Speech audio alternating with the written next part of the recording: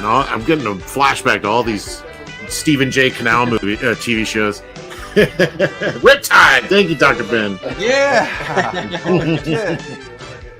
This art is just so freaking crazy and just like so, like this is the epitome of like underground comics to me. I think I love it. I think it is so cool. I don't know, just the certain things like she's walking away and she just has this big ass with look at that big ass, look at that big juicy booty, this Latina with her twisted deformed arm looking over her shoulder. I love it so much. It's almost Ted McKeever-ish in a way.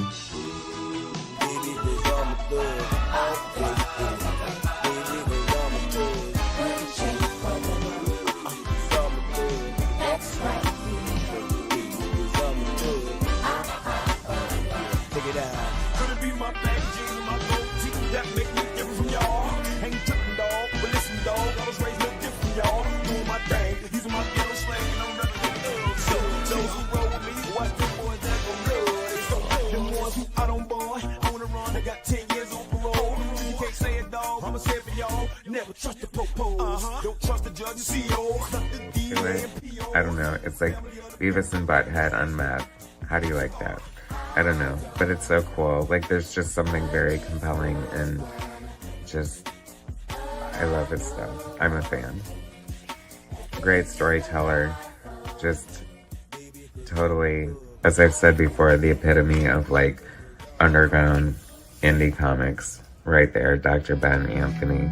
Such great, you know, color choices and just, I don't know, I'm with it. Inimitable, I love it. I love the color scheme you chose here, and this looks so good. Good job, DrBen. Love it. For you 90s stoners out there. This just felt... Yeah, this stuff I really like too. I love underground stuff, and this side of the book had tried to bring a lot of that feel into it, and I really appreciate it. Wow. Yeah, that's DrBen again, man. He had been away from comics for a long time, and now he's back. He's got these crazy colors. Yes, I like. Really great work. And some of it's like meta too, you know. It's got talking about Brubaker, Sean Phillips. This is like he is in this. He's the guy with the chops and the bald head there in the top right. So like, you know, that's the Broob. Yeah, his hat. Yeah, does Broob know about this? He would love this. I don't know. You can get $500 for the original art if that's on Bristol board out of Brubaker. DrBen is just yelling, "You're wrong," in caps. All right, but here's my larger point.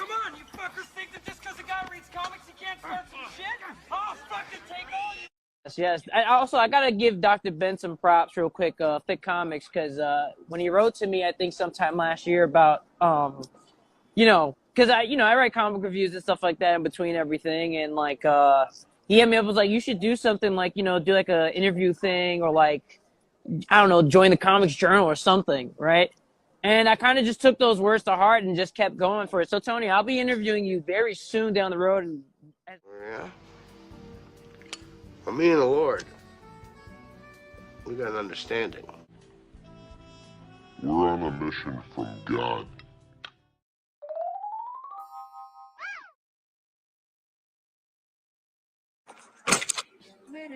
Have you brought any fruits or vegetables onto the planet? 2 weeks. Excuse me? I can't see. What I'm destined to be, and me just trying to take my life away.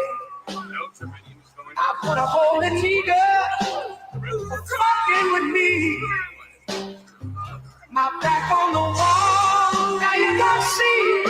Better watch how you talk when you talk about me, 'cause I'll come and take your life away.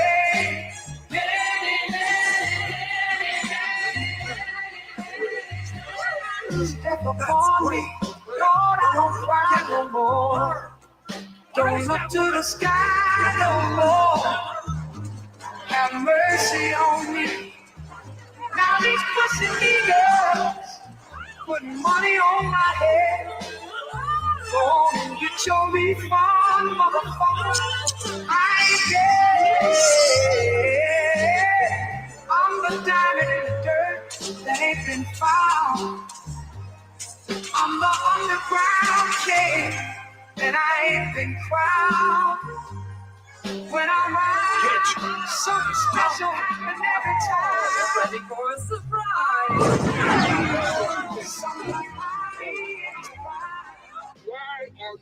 PO. Dr.Ben with a 2 says, just order Blood Ruth. How scary is it really? Ooh. Read it with the lights on during the day.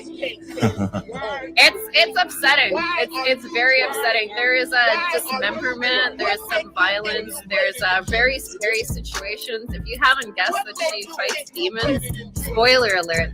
There's some scary ass demon, at least. I mean Hellions, right? In there. And yeah, her powers have to do with blood, so inherently, Inherently, scary.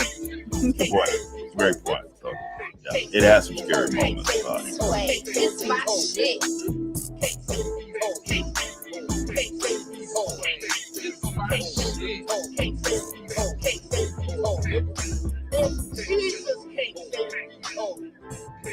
Why are you trying? Why are you trying? Jesus can't save these hoes. Why are you trying? Why are you trying? What makes you think you're greater than Jesus? What makes you?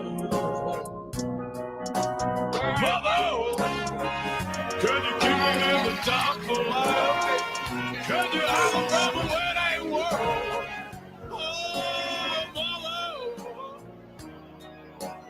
Mama, gonna take your daughter out tonight. Gonna show her my world. Oh, Mama, not about to see a light. But if you wanna find hell with me, I can show you what it's like. Get up with her. Not about to see a light. And if you wanna find hell with me, I can tell you what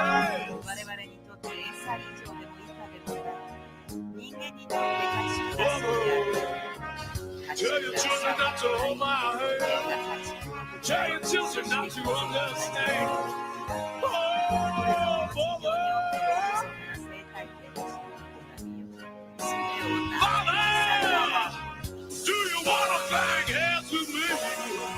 Do you wanna feel everything? Oh, Lord, I'm about to see your light. But if you wanna find hell with me, I can show you what it's like. Till I'm bleeding, but I'm about to see your light. And if you wanna find hell with me, I can show you what it is. Yes.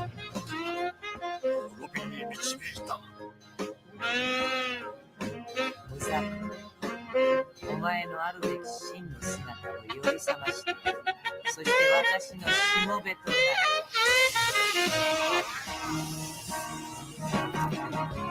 Not about to see your light, but if you wanna find hell with me, I can tell you what it's like. Till you're bleeding, not about to see your light, but if you wanna find hell with me, I can show you what it's like.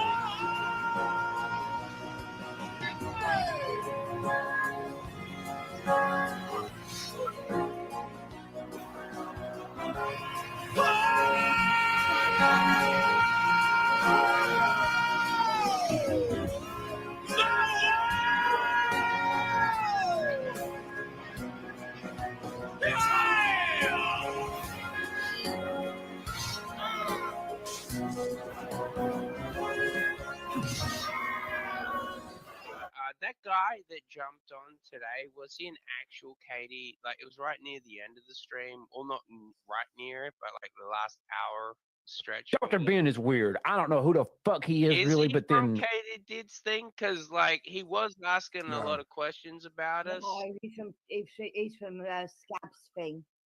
Oh, well, yeah. See, Scabs hangs Well, out he with mentioned the Katie. commandos, and that automatically makes me know that he is good with Katie. Got it. Yeah.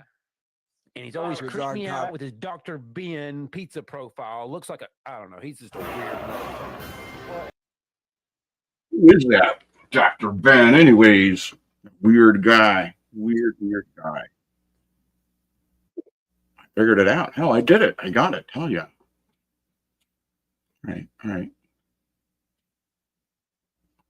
All right, folks. Well, hell, we're here. Your favorite friendly, favorite doctor of divinity, doctor of comics, Dr.Ben, friend, your pal, your legal advisor in cases and matters of the soul. Trying to get my my setup here all right. You know, it's always a struggle. It's always a struggle. We got the box. We got Blood Ruth. Ordered the Blood Ruth. We got it.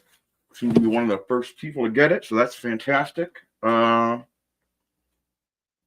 going to switch to the other camera. We have upgraded. We got upgrades. Upgraded in the studio. We got ourselves.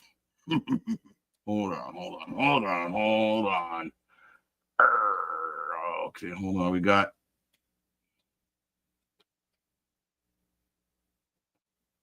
another camera. How did I get a?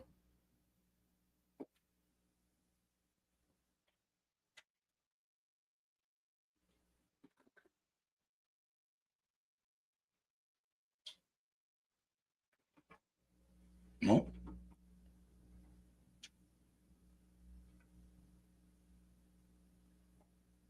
You get to see the I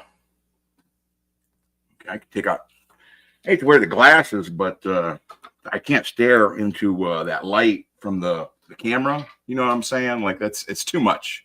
It's too much for that. Big old fucking fat head out of the way here. It's all right. Sometimes I swear, folks, so don't get upset.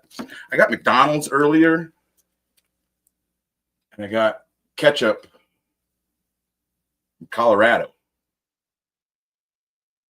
So ketchup from Colorado, Comix from Floor Spark, Texas.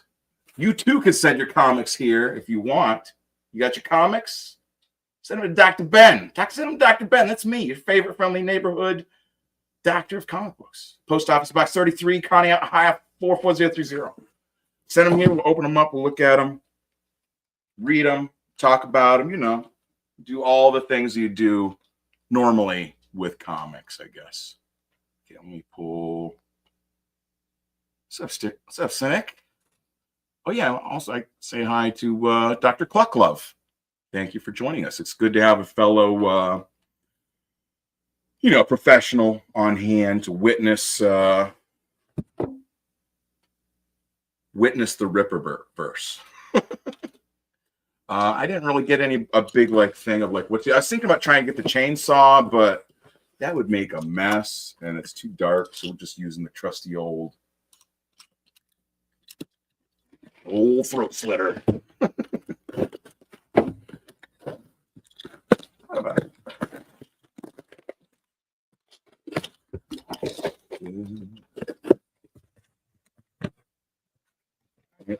This is the thing. I don't do these unboxing videos a lot. So if I have rushed through this, if I'm supposed to stop and savor every moment, that's not going to happen.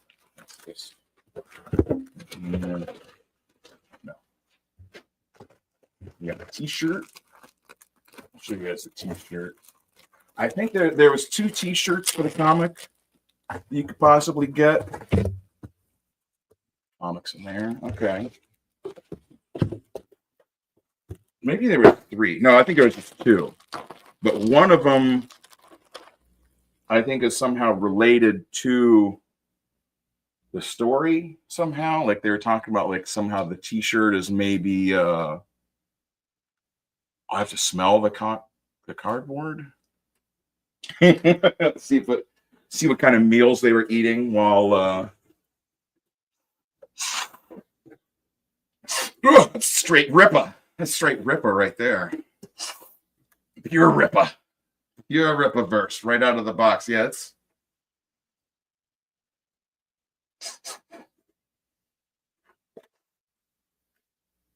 smells kind of like maybe fudge rounds. fresh fudge rounds they're making down there at the Ripper warehouse.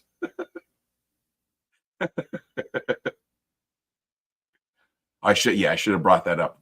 See, that's what I'm saying. Doing these box opening things, it's still a relative small everything. Oh shit. I feel like I'm gonna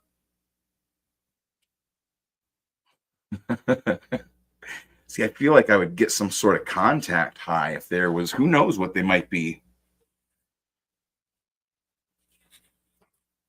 Yeah, I don't know if I could. Smelling everything seems that feels like a little bit too much. But yeah, so that's definitely a t-shirt. What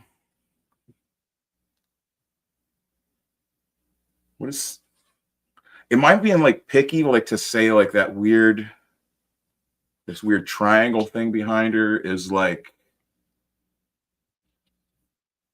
I don't know, makes a weird kind of tangent, like just there with her arms and like I don't know, it's not really like a cross.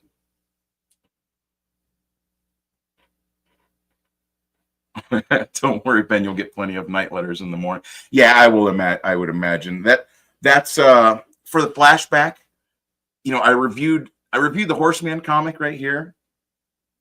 The first appearance of the Horseman, plus Tuna and Blitz and Sturm. I reviewed this and I felt I gave it an honest review. And like people like were mad. They were like pissed. Like, how could you do that? I'm like, what are you talking about? It's a fucking comic. I didn't like fluff it up. I wasn't like, this is the best thing in the world and it's the best comic. He's gonna like, it's a comic book written by some. Oh, well, it was written by Chuck Dixon. So I mean, you know, Chuck Dixon is a decent. You know, he invented Bane. You know, the Batman. We call it the Batman villain. The guy that broke the Batman, Bane, he invented Bane. So I mean, oh, I should have smelled that. I'm sorry. Well, let's get a whiff of the black and white. I guess let me pull it out of the bag because we're gonna get too much. Yeah, let me pull this up here. Yeah, well, that's what I'm saying. Like, it just has an odd, like, it didn't look right. But I mean, it's supposed to be like a creepy book. The shirt doesn't look half bad. At least it's not the worst he's put out. Right. That's what I'm saying. Is I mean, it is what it is. You know, pull up the comics, you get these things, and you know, what do you expect from them? That's a pretty shiny. Wait a second. Why is there an ad for the fucking statue on the first? Like, you open the book. I'm sorry. That is. You open the book. Jen Sylvia Saska, writers Michael Montanat, artist Brett R. Smith, colorist, Invisible Art Studios, the letterer. Caro Brown, assistant editor-in-chief. Andrew Rodriguez, lead editor. Kanan White, lead art editor. Oh, shit, there's even more stuff. Okay, well, anyways. Then there's a whole page of shit here. Welcome, dear reader. Well, welcome back to the Ripperverse, or perhaps welcome for the first time. I can't read all that. I'm sorry. This is the next page, is the statue. What? Why? That's too. Okay. Anyways. All right. So there. Oh, and then this is the first page of the story. It's in black and white. It's the black and white edition. And I think these might have been shared before. I think, because it's supposed to be, is this Cain and Abel or whatever?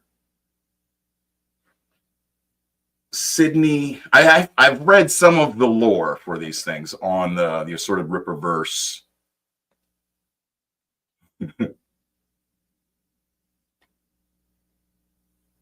back cover. No, the back of the cover is just blank white. Yeah, so that's the front. That's the back. I'm pretty like spastic looking through comics, so this is, you know what I'm saying, like this isn't this is just how I do it anyways. I get them. Yeah, the inside back cover is just what shit is that? It's a little bit of glue. I thought it was a hair. Could get shoulder hairs in the book. Or wait a second, why are these ads in the back black and white? And then the ad in the front is color. That's dumb. I'm gonna say that's dumb. Like I don't want to say I have high hopes for the book, but I do like the lady. She looks pretty cool.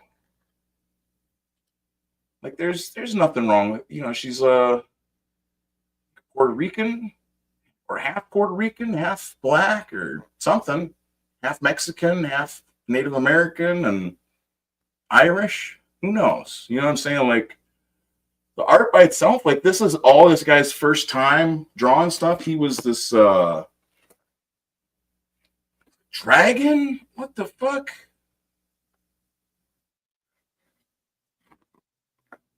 It's a cool dragon picture, at least. It's all right. Well, let's open up the color version too. Like, let's give this cardboard one last once over. Ripperverse. Get out of the box. Okay. We'll open the colorways. Now I'm interested to compare them. Like, I guess that Chuck Dixon. I don't know if Chuck Dixon has really written. Oh, this isn't Chuck Dixon. Why am I saying Chuck Dixon? Fuck. The Saska sisters, Jen and Sylvia Saska. How did my video get so far away? I had this closer. Maybe that's what I need to. Hold on, everybody.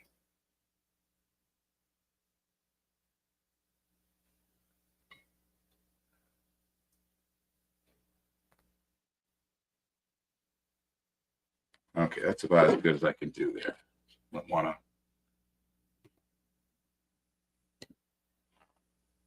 That's the same. Wait a second. Motherfucker. Okay, so that's.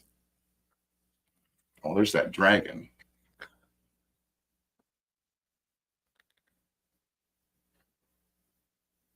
It's hard. I've got the overhead light and I've got the light on the camera.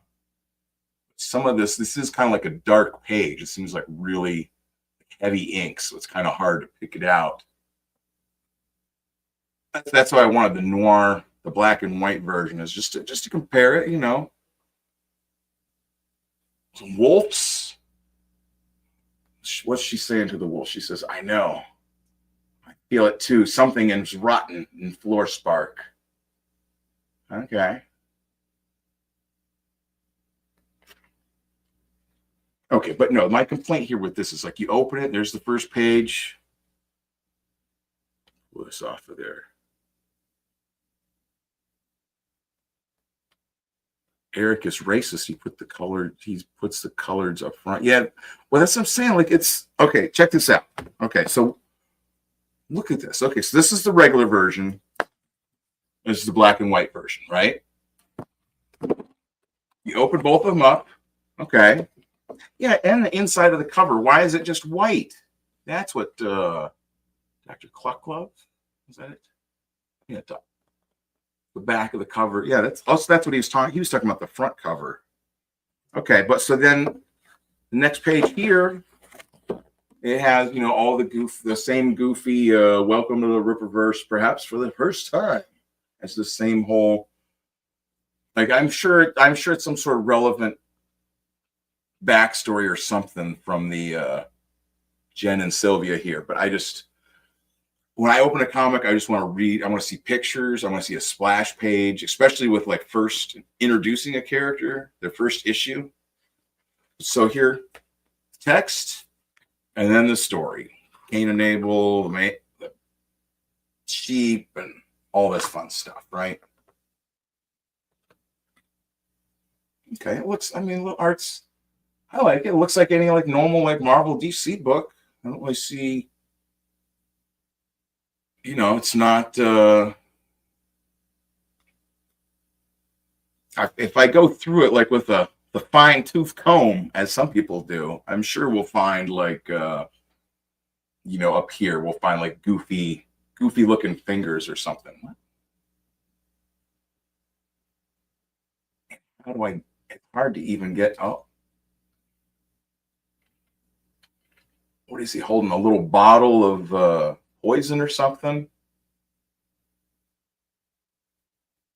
Drawing hands is weird. You know, it can be hard to do sometimes.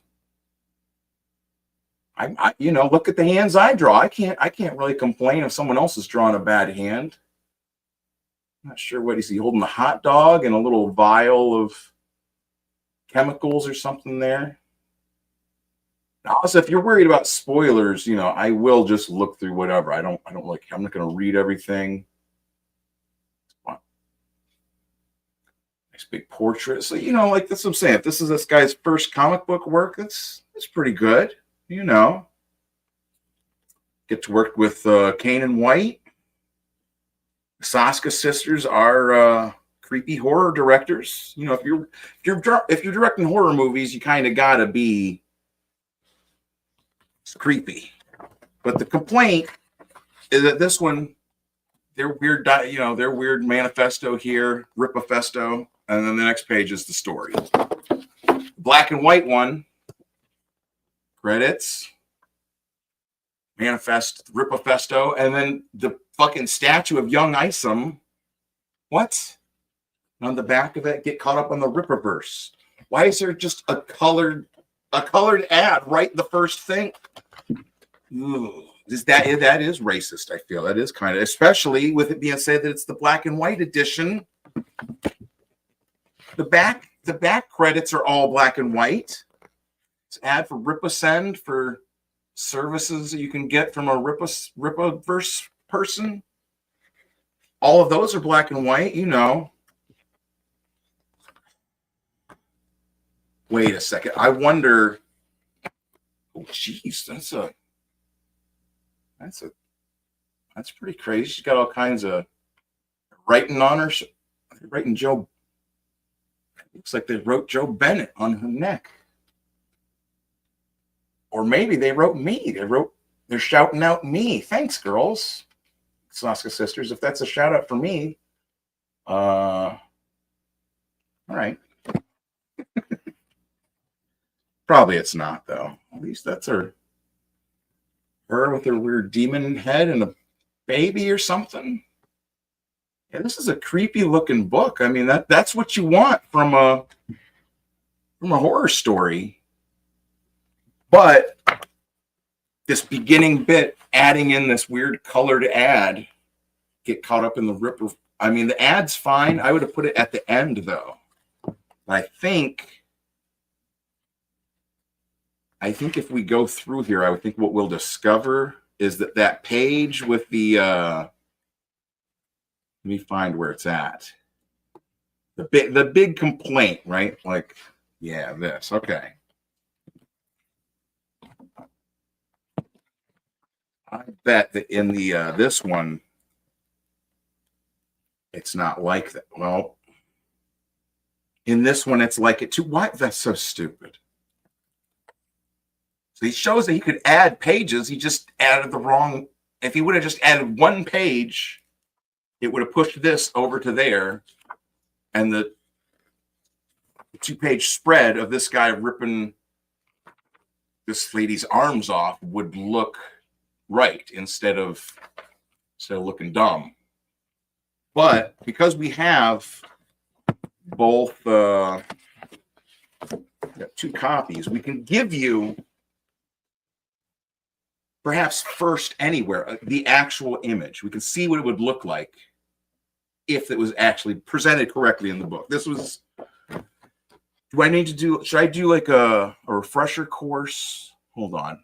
Let me see what you guys are saying here. Omni. I think Blood Ruth is his best designed character. It does look. It does. It is an interesting there for a second. It's, I mean, like I said, it's definitely creepy, but you know, if it's a horror comic, you want it to be creepy. She manipulates blood from her hands and or whatever. She's got blood coming out of her eyes and her hands and a pencil. JEC, IEC. Pencils are better than his other books. Colors kind of ruins it, though. Yeah, well, I don't like to blame the colorist. I would think that would be more like if they have the art director, that would fall more, I think, on the art director for not, because the colors do have like a kind of flatness to them. Like, look at this.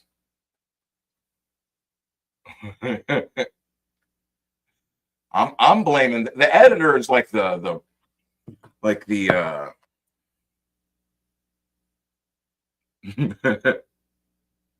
don't blame the colors for everything. Well, no, that's what I'm saying. Like, I'm blaming more the I go up the chain of command, you know, so I would go to the art director and then the editors, you know, like I would go to them for not, like, look at this, the door to this. This is Castle Blood Ruth, okay?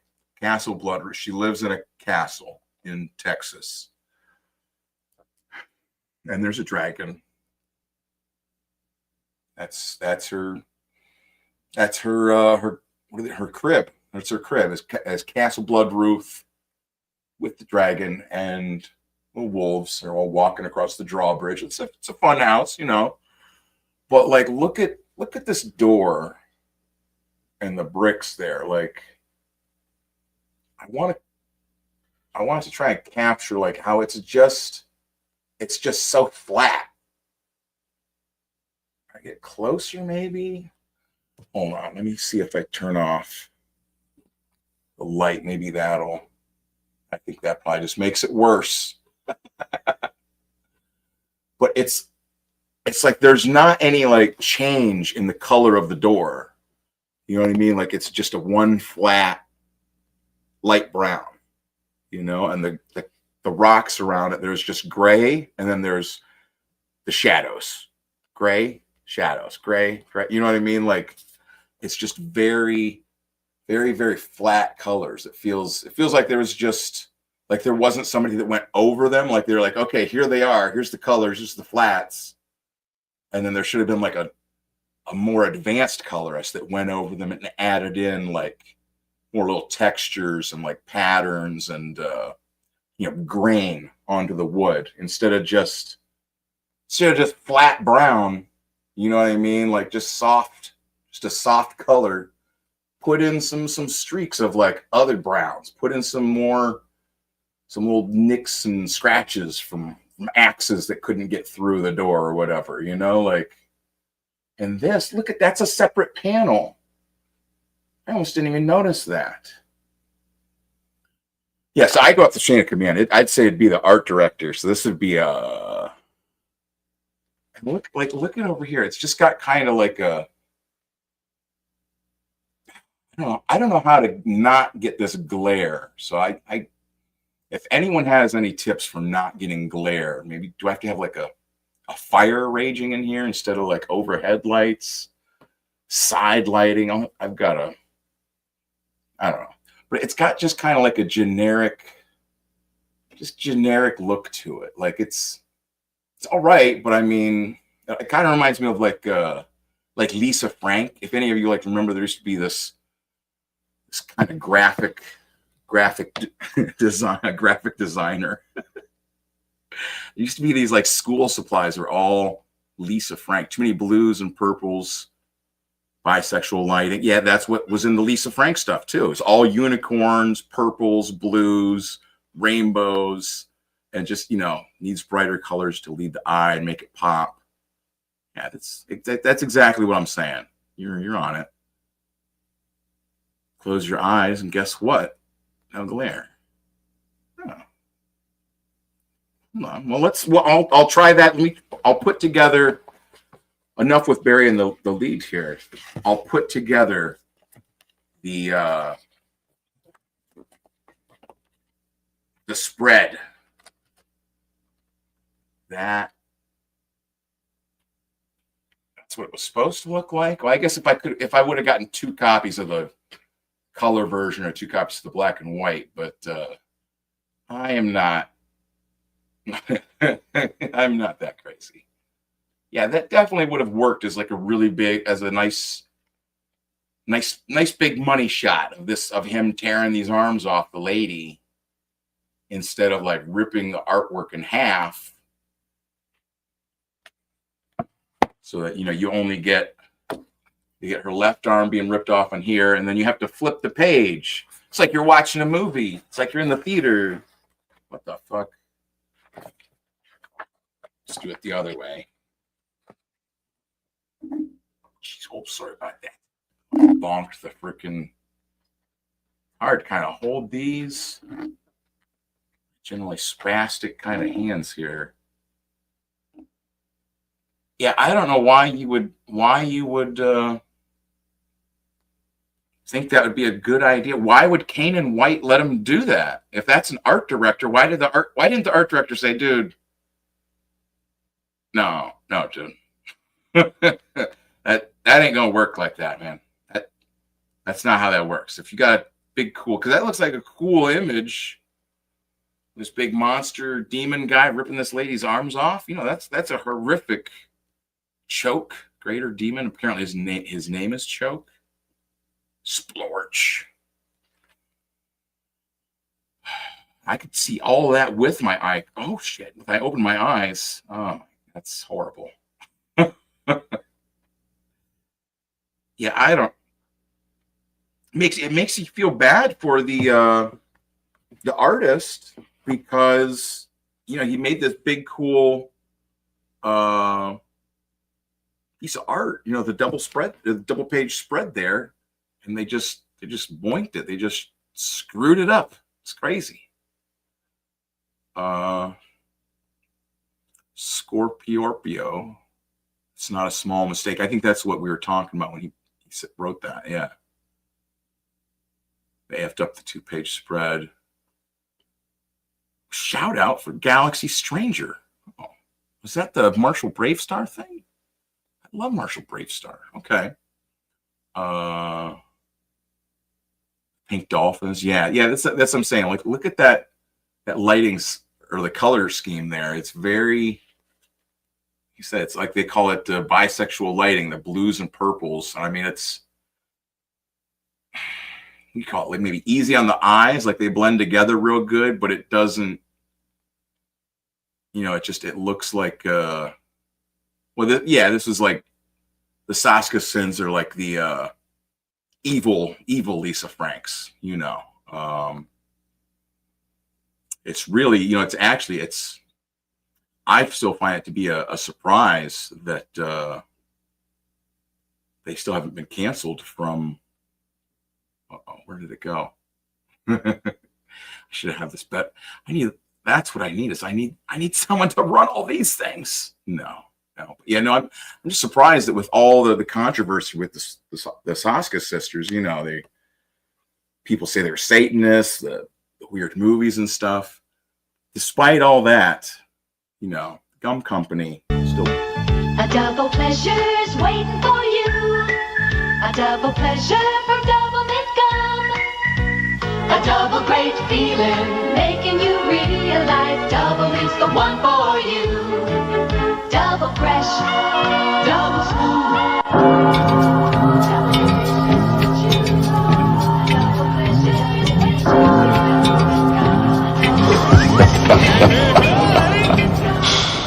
If it's meant to be a death blow. To be a death blow. I need a different. I guess I don't really need to save my spot there, really. Yeah, so I mean that they could have added one more page at the beginning. I guess maybe that is the thing, is I should bring up. There's a video of Eric July explaining that he made the choice to split this image up.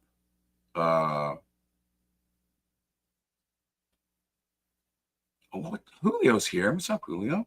Stop ruining my childhood fantasy, Ben. OG Doublemint Twins Rod. Yeah, well, you know, you can't, they fall on hard times. No. Ripple won't cancel because we have to cancel them because Az wants to bump the uglies with them. I have other people have suggested that as well. Other people have suggested that as well. It's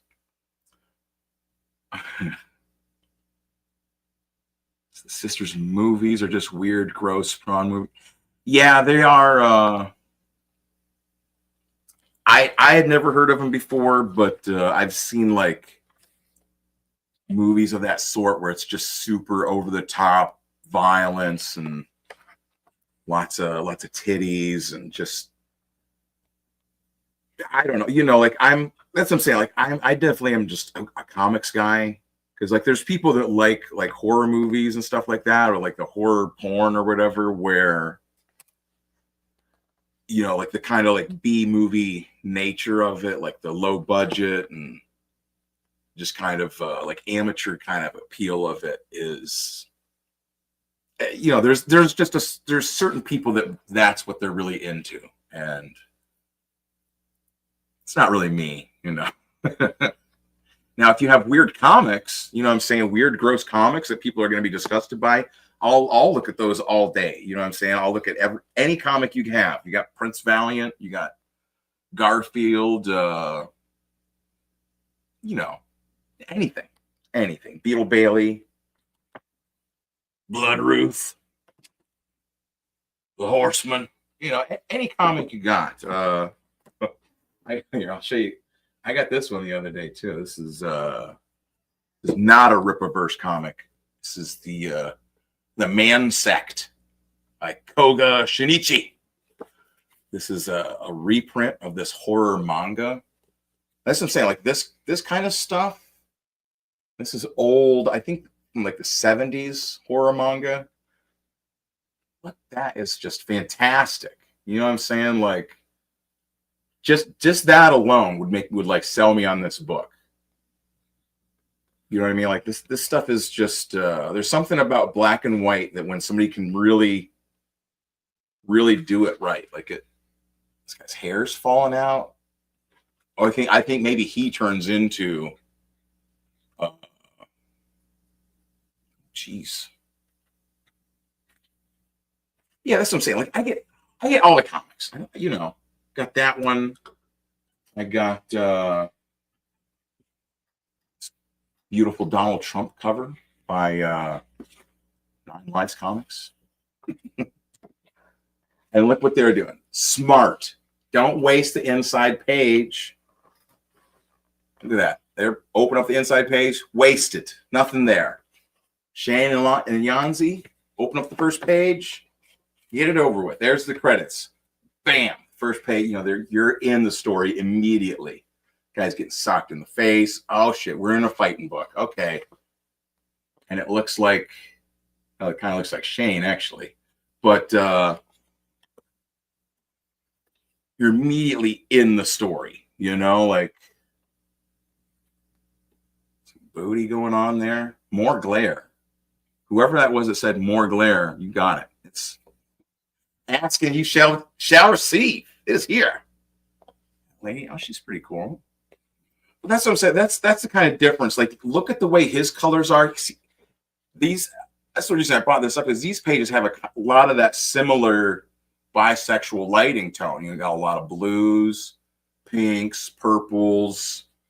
Now look at that. Even I believe that is a little person, a little black person, I believe, little T. Here he almost looks purple because the bisexual lighting, but it doesn't. There's more to it. Like it's not flat. Like look at.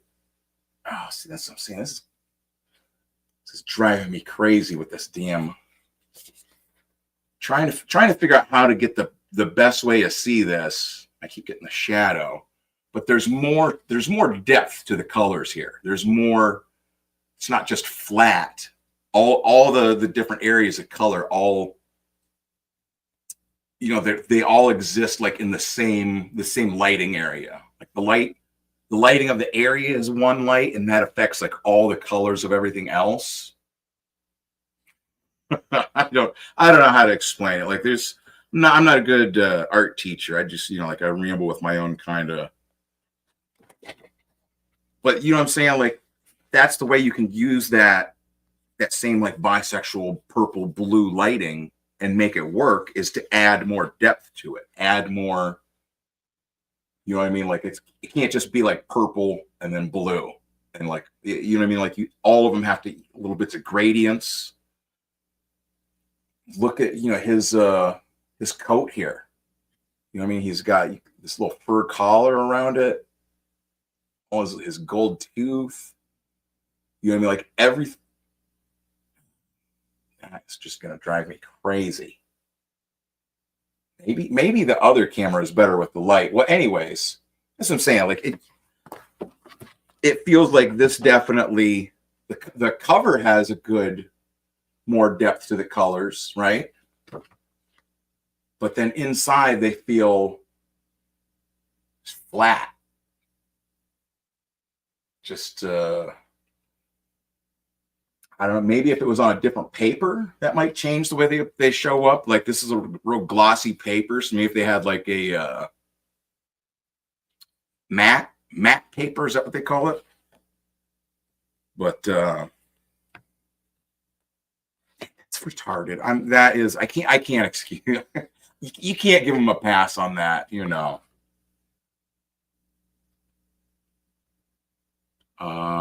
Does Yanzi color Shane stuff? You know, Yanzi for sure. Ink Shane's works. Let's look up real quick. No. This says it was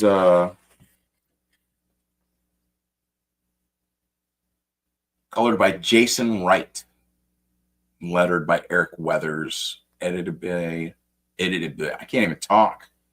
That is the effect of inhaling pure Ripperverse right out of the box, as your talking abilities turn into edited by Amanda J. Lamella. So I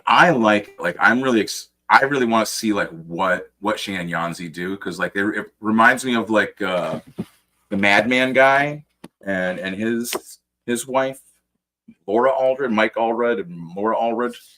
She's like the colorist, and like he's the artist, and they're just, you know, they're so in sync. And I think that's what we have, what Sean Davis, what Sean and Yanzi do, is that they're so in sync on their comics that it's just you know, they're putting them out. They're up to issue 3 of Inglorious Rex, and that the kitty comic and everything. I'm really interested to see what they do. Yeah, Splorch. What's up, Mr. Self-Destruct? Oh, I'll send you the link. I guess I could have sent it to other people. I don't know what to do with all my what to do with the links. Like my old, lots of squirrel words. So I'm saying, like, squirrel words get into your brain after looking at the ripafumes that come off the comic, kind of straight to the brain.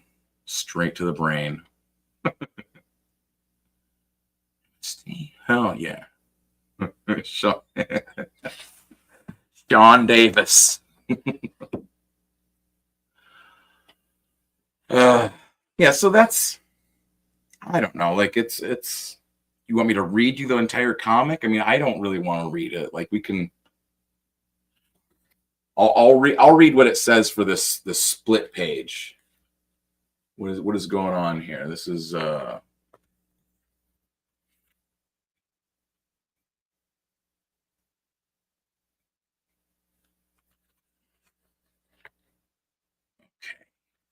think this is where it kind of starts from.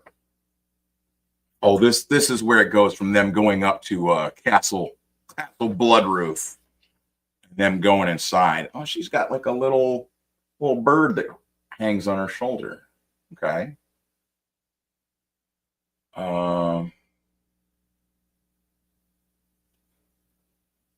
Oh, this is maybe supposed to be her first time going in there, because this guy is saying that place is cursed. Foul stench of death emanates from its walls.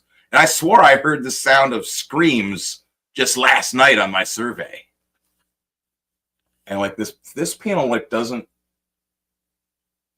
I don't know, it's weird. It's just like a little pan. It doesn't stick out.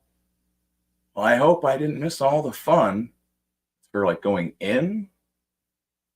Door just opens, I guess. And then they're inside. Okay. Uh-oh.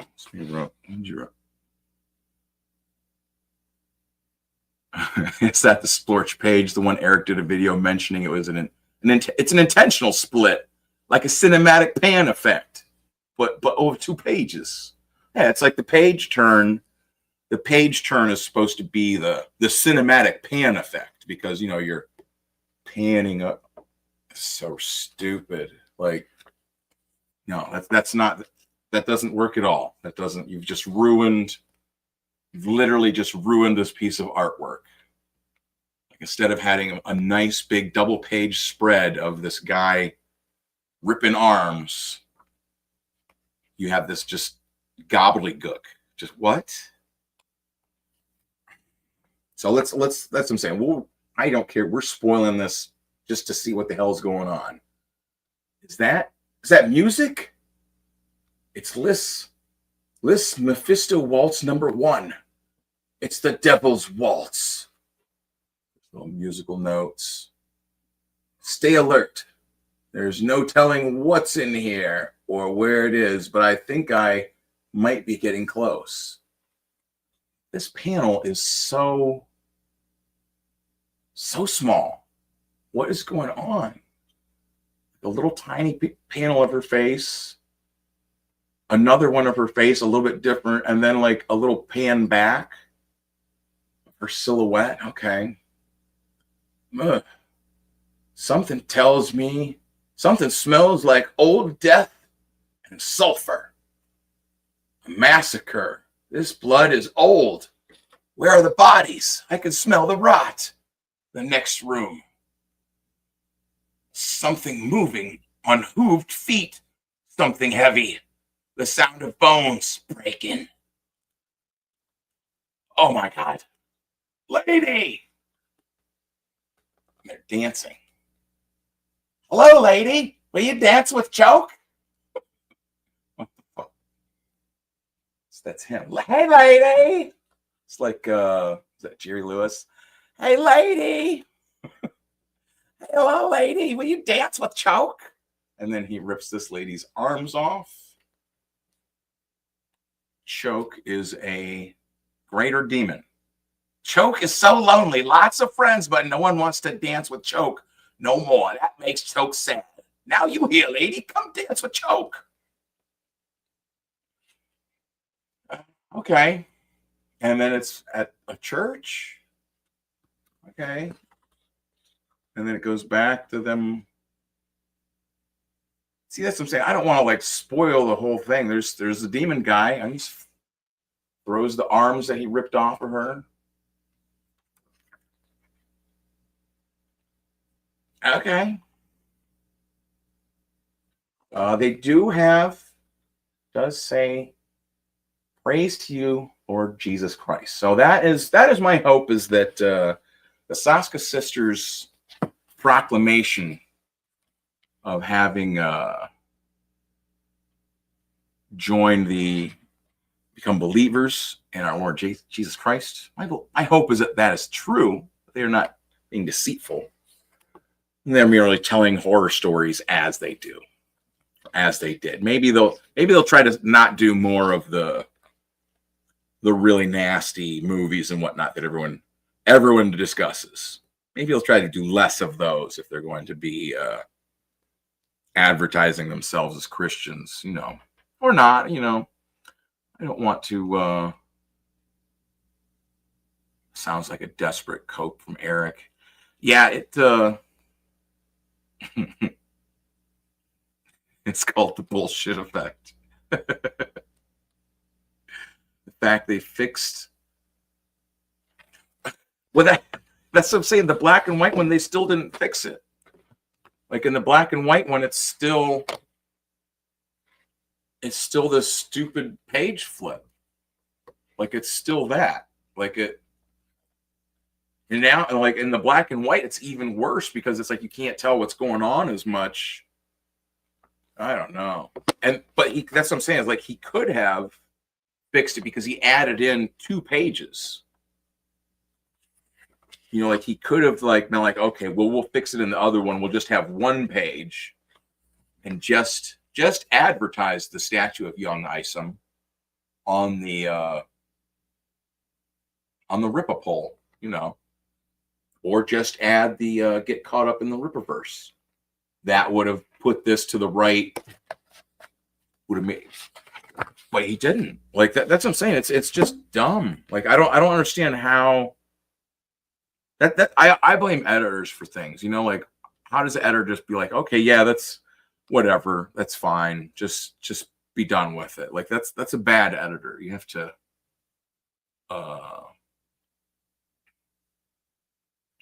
Isn't a cinematic pan to reveal something unseen? I think Eric also meant pan and scan, what they use for 4:3 cover versions. I should you know what? I'll pull up his video where like he explains that because it is just so bizarre the way he like. Wait, where the heck even is it? Oh my gosh.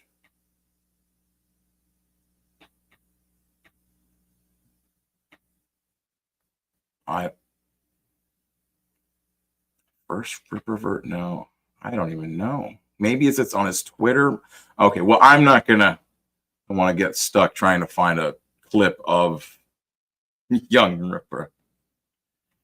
Big belly demon. Yeah, he's got a nice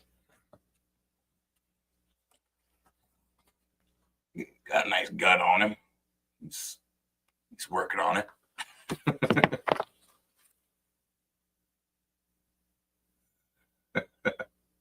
Ian's gonna have a field day. Yeah, it's been ongoing. Like it just so bizarre. Maybe I'll try looking it up on the X real quick. Like see, that's what I should have done. Oh, that's what I'll do. Copy this. Copied.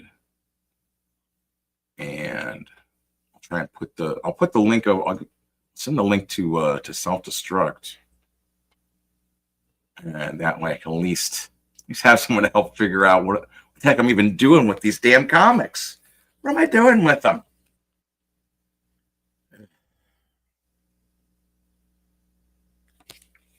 Now, like everything is all going slow. Well, see, that's what I'm saying. I can't even like bring up. What the heck? Why? Hold on. Okay. Well, I'm gonna have to do it from the phone. It's horrible. That's what I'm saying. Like sometimes, like I get these computers just overwhelm me. Sometimes I don't.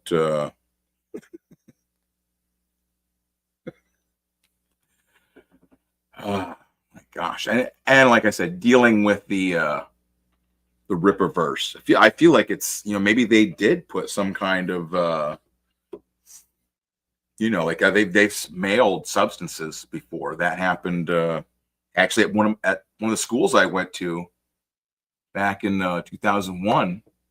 There was a thing where they got a mail to one of the deans with suspicious stuff in it, and it wasn't. You know, thank God. But, you know, that used to be a thing. People would mail crap to each other.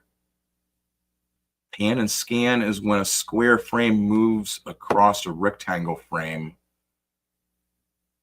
4:3 aspect moving over a 16:9. Oh, okay. So you have like a wider, bigger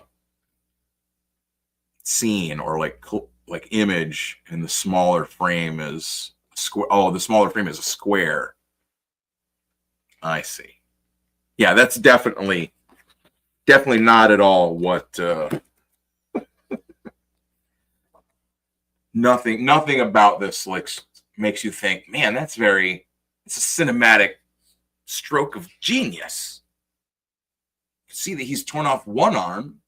It doesn't show any kind of like, it's not a surprise. You see that he's ripping the arms off this side, and you see that this one is also being ripped. So how is it a surprise? Like, just to see this guy is maybe a surprise, that he's like a Chippendale dancer with his weird little bow tie on and his gut. Like, it's I don't know. And I'm not trying to say the Saska sisters are bad writers. I mean, I'm sure they probably are or probably aren't. I don't even know. I don't want to watch their movies, and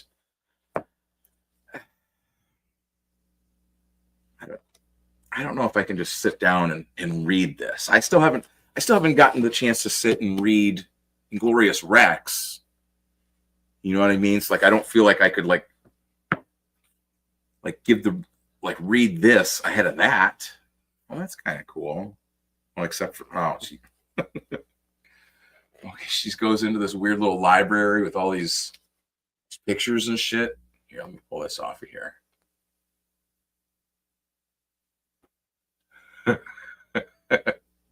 Still remember when DrBen got trapped on the Isom couch on stream. That's true. The Ripperverse has been like trying to hack a lot of my my appearances on different internet streams. It's been an ongoing. Yes. Just hey, why don't you slip a couple dollars into my hey. That's horrible. I mean, why? Like, why did he give him a bow tie? Like, did he have to do that? Like, and it's on. It almost looks like he has on a bra on this one. Wait a second. That seriously does look like it's a big they/them demon. I'm saying that looks like it's almost like a bra. Like, it's supposed to be a shirt that's just ripped and like barely holding together over his big giant like demon belly or whatever. But yeah. Okay, but anyways, this this room, it's got all these cool pictures and shit going on. Like, all right, she's in there, all kinds of books, and then her face there is just. Oh, what? What is going? Why?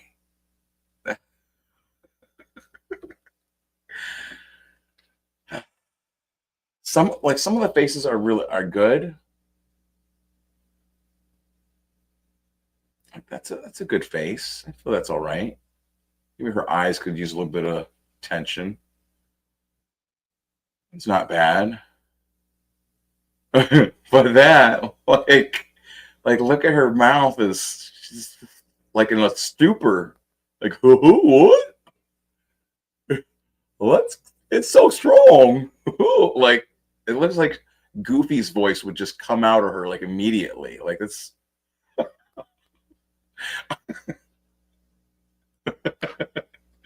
Oh, jeez. Deer tick, a greater demon. What's this lady? That's a creepy looking lady. I like that. That's cool. She's got weird little elf ears. Her name is Deer Tick.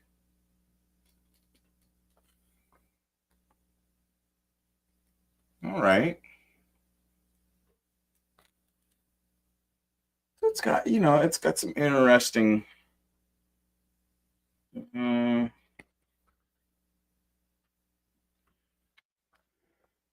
Like, kind of looks like reminds me of like Harley Quinn in a lot of her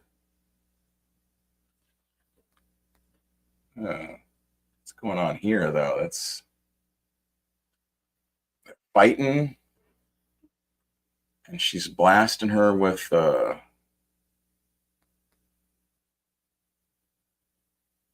Let me.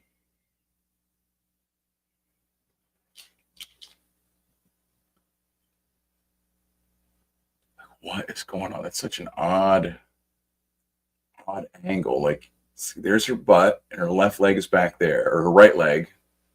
Left leg is like that. What the heck? It's just an odd, like it's hard to even figure out what's going on there. Very odd.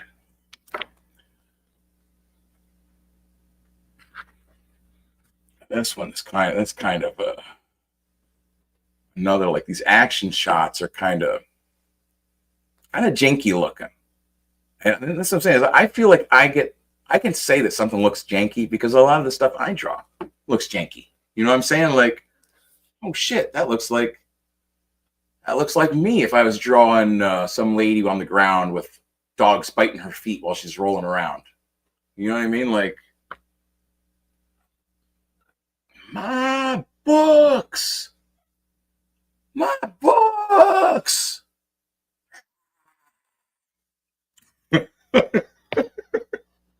This is, what the heck? She's in the water? Oh shit. Well, that's kind of cool. Like, now she's in the water after fighting that lady. The centipede. Centipede comes out of the book. And then they're on the lake in a boat. Okay. She says she's hallucinating. And then there's skeleton zombies underwater. Late books.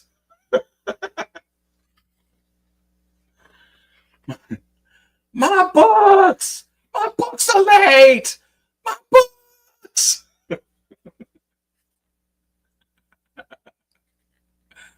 Very exploitable panel with my books. Yeah, that's.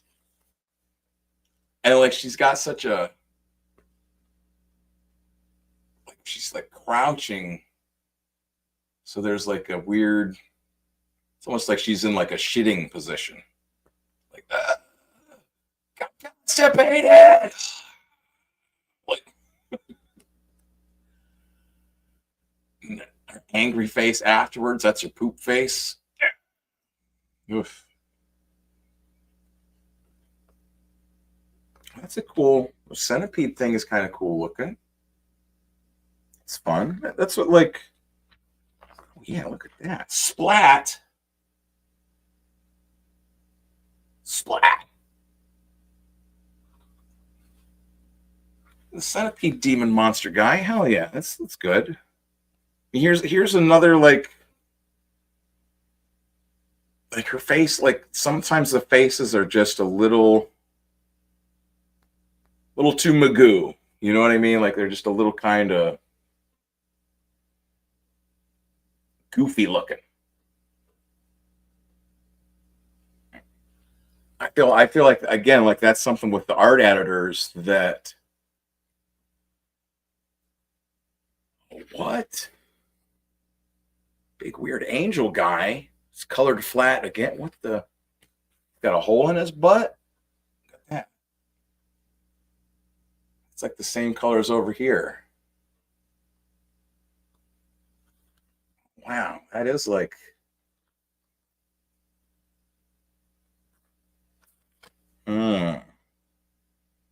Yeah, I'm going to blame a lot of stuff on the colors, is what I'm going to say. The colors, it was very lackluster.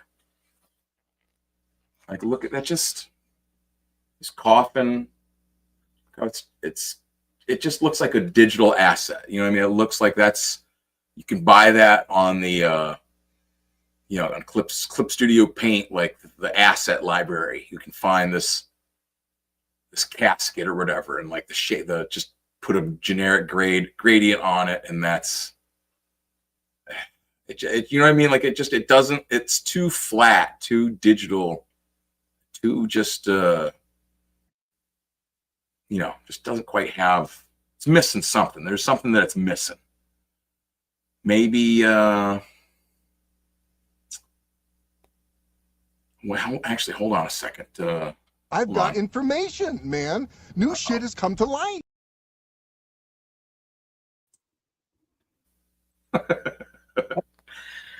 Self-destruct. What's up? Is my mic working this time? I think so. Yeah, I think so. Seems so. Say What's up, say guys? something else. Say something What's up, else. guys? What's up, my ninjas? What's up, chat? What's up, Nick? JEC? I don't think I've seen Yeah, JEC you before. you could be a hair louder. Oh, let me see. Let me get aggressive. A lot of it looks like the artist. Yeah, you got to be more. Got to be not the passive, the king of passive aggression, but the king of active aggression. Lightboxing photos digitally. How do you? Well, yeah, I guess it's easy enough digitally. Like you just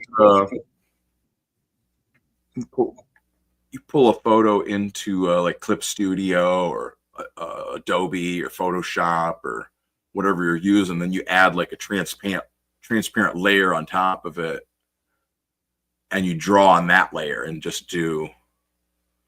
You light box them, like you trace them. That light boxing is tracing, is what Yeah, it's okay. But they have like a look. There's a definite look to stuff like that. So, well, shit. How's it going? What's going on? I haven't. When was it? Last time we talked was like last Wednesday. I've been coping and seething.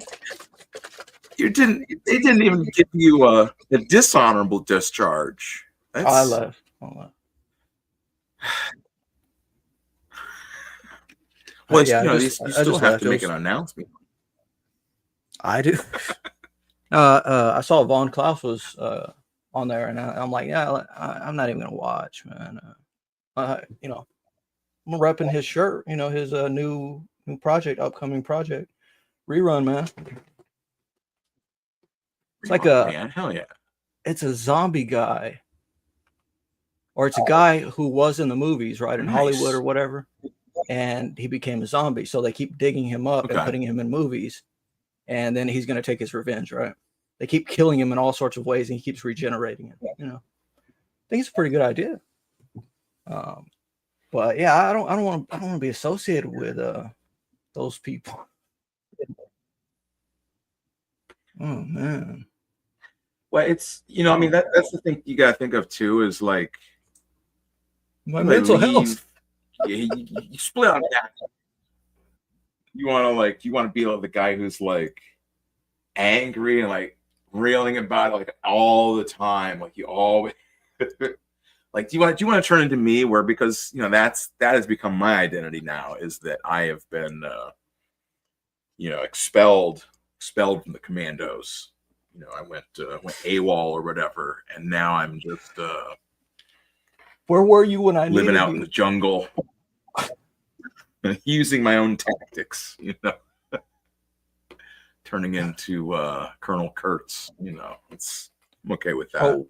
So what do you think about the book? I don't want to go into the whole commando thing because I could a little bit, but like I said, I was asking Grok certain things, and it was like, yeah, this is psychologically, this is projection, this is gaslighting, this is it is odd. What else? Oh, revisionism. I was like, from the start, you were never there for me. I'm like, man, I was one of your earliest, and that's the problem with a lot of stuff is that I keep running into sometimes. About once every 5 years with a person, right? Somebody in my life, I'll be like really trying to support them, really trying to, boost their ego. Like, oh, this guy, could use some meat, could use somebody on their side. And then it turns out like, no, they hate me all of a sudden. And it's my fault. And they've always hated me. And it's like, wait, what? Oh, okay. So I just have to disconnect, But yeah, what do you think about that book, Blood Ruth? You got the black and white too.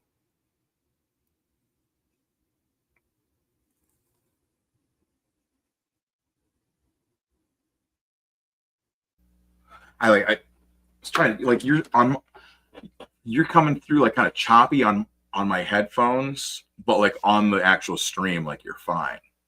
If that makes sense. Like, well, I could hear a tiny. I got both the versions. I got the. Sometimes I get a little echo from my headphones. Well, you know, I wanted to give it a good review. You know what I'm saying? Like, I want to break it down, like see what the art looks like just by itself, black and white art, because you know, that's by Michael Montanat, however you say his name. This, you know, that guy. Yeah. I don't know. He won one of the fan art contests. Oh. You know what I'm saying? Like, he won a fan art contest for Ripperverse. They brought him on board, made him swear his allegiance to the Rippa, you know. Well, there's a lot of people looking so, for, you know, I want to give him a fair shake. A lot of people looking for that employment, you know. I know, that's what I'm saying. Like, people like make such a big deal about it too. Like, well, would you work with the Ripperverse? What if Eric July? And it's like, I don't know. I don't care. Like, it's not. It's like, I might. What? You know, bitch, what if I stop am? Anyone else? What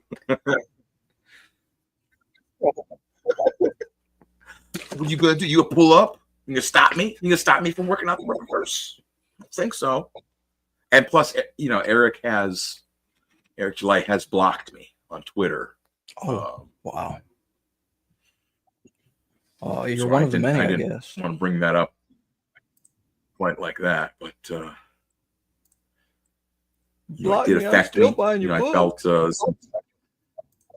I'm still by Blood Ruth. I'm gonna give it a good review. If I give it a good review, maybe he'll unblock me. I'm not even sure. Like, I don't know if I tagged him in something. Like, I don't think I like said anything like directly to him. Like, you know, I'm always like the same way. You know what I'm saying? Like, it's not like I'm over here and I'm like kissing somebody's ass.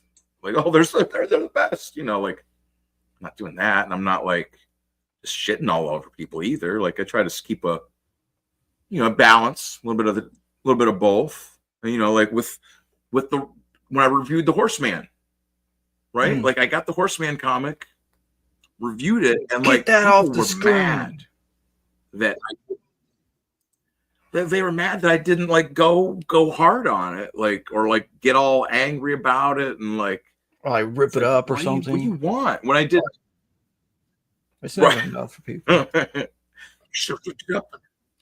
They want emotion. They want it in they want the toilet. blood. Yeah, they want to see it. And I mean, I went through. I pointed out flaws. You know, I wasn't just floofing it up, but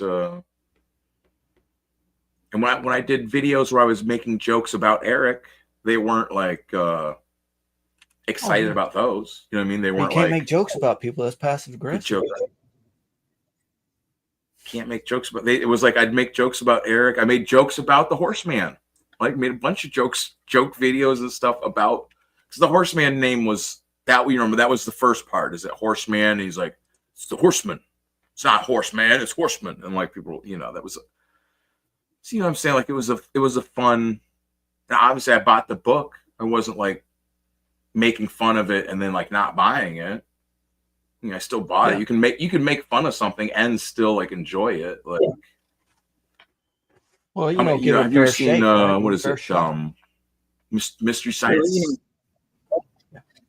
Yeah. That was the other thing. I wanted to see. You know, everyone had been pretty. Seeing the ISOM comic, like, I knew, like, just looking at it, like that was not the comic for me.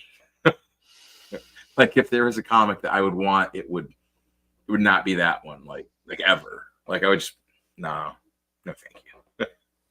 Like, there were a number of red flags, right? But like, you know, other people can have. It's like he would not mention a whole bunch. He would just not answer questions about it. It would just be like, yeah, look forward to it. What am I looking forward to? You know, Can you tell me about? It's going to be something great. about it? Yeah, it's going to be great.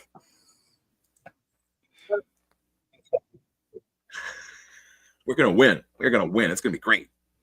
And people ain't even know what to do. They're going to, like, everything is just like that kind of like super, is it like superficial or like surface level? Like just, like there's no detail to it beyond that. Like how, I think how like they got all angry because people like started reading the comic instead of just like having it and being like, oh, it's fantastic. I love, it's my favorite comic. Did you read it? And they're like, what was your favorite part? Questions like, and you know, your favorite part could be like, my favorite part was the that's a comic. troll. That's a troll question. Yeah, no, not really. I mean, if you want to take it like it is, a lot of things are subjective, I guess. That's what I'm saying. It's like it's not.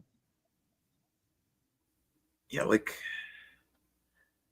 like one of a few of like Zach, your boy Zach's videos. He referred to them like cultural war bonds. Like you buy them and like show them off to be like, you know, it's virtue signaling, right? Yeah. Look, I'm on the good side. I got the horseman. I got. Yeah, I'm on the right side. I'm on the winning side. You know what I mean? Like, or with like the one guy that had his copy of Cyberfrog and he wanted to show that he was now against it. He burned it. Right. Cyberfrog. Like these comics. Like that's what's like what blows my mind is that people get so, and it's just this niche audience of like it's not like movies. Like, you know, there's millions and millions of people. Everyone goes to see the movies, right? But like, how many people buy comics? Like, well, I don't think it's millions. That'd be like tens of thousands, right? But yeah, maybe like 100,000 altogether. Well, I don't know, because like in Japan, oh yeah, like manga has like millions of sales for each. I think about it. Yeah, and I guess that's the thing too. Is like it's like right, where they'll buy because they're like the manga sales over here are the manga sales. Oh shit! Yeah, we're on a little delay or something. But in Japan, they have this culture where they'll are buy the a manga light sales novel over here manga, up in the millions, and they'll leave it on the train for the next person after they're done with it. Some people, right? Well, that was like how it was back in the 60s or 70s or whatever. Like they had like just like little like shops in Japan where they would just rent the books, like to rent the mangas, like go in, read them, and like you just stay in there and read them, and then once you were done, you'd leave for like read another one. You know, they'd have snacks, coffee, or whatever. I guess it's still like a thing in Japan. Some places do like. Yeah, in Japan, that's a whole like I don't know. I don't want to say library. What do they call it, like a Toshokan or something? It's like you go to the bookstore. It's a bookstore, but it's you know, you're meant to look at something while you're there, and if you have enough time, you know, like you may be a student and you're got a low budget or something, so you're just reading, you know, one issue while you're there, and then if you really like it, you're going to pick that one up. But we don't have that here. You know, we don't have. And that's right. You get a comic book slapped out of your hand. I mean, if you go into a comic shop, yeah, if you're trying to read them in the comic shop, they're going to be like, "Hey, this is not a library. You can't." Maybe like you ever go in like Barnes and Noble or like one of those big. What was there used to be a couple other ones like Borders and Media Play. I think that was another big one. Like they would have like couches and stuff, and like I remember like going in there, and people would just be hanging out, like reading stuff. But almost all those are gone. I think Barnes and Noble is the only one that's left. But I mean, and even then, that's not even. That wasn't like a. It's not quite the same. Like it's not like a normal thing that people would go in and be like reading manga or whatever in the Barnes and Nobles, comics or. I don't know. Kind of like in America, we just pick up our shit and bring it home. Yeah, I don't want to like read the same book that someone else is reading. That's not. What if they had the coof? They got it all over the book. They got the shoulder hairs on there. Yes, that's what I'm saying though. Like I thought that was odd with the reaction with like my horseman thing, and like I figured it'd be the same thing with Blood Ruth. You know, people would be like angry. He's not Comixgate no more.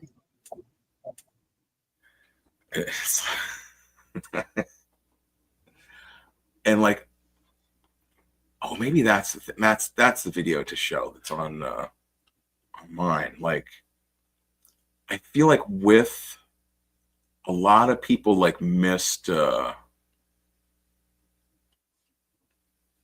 let me pull this up here.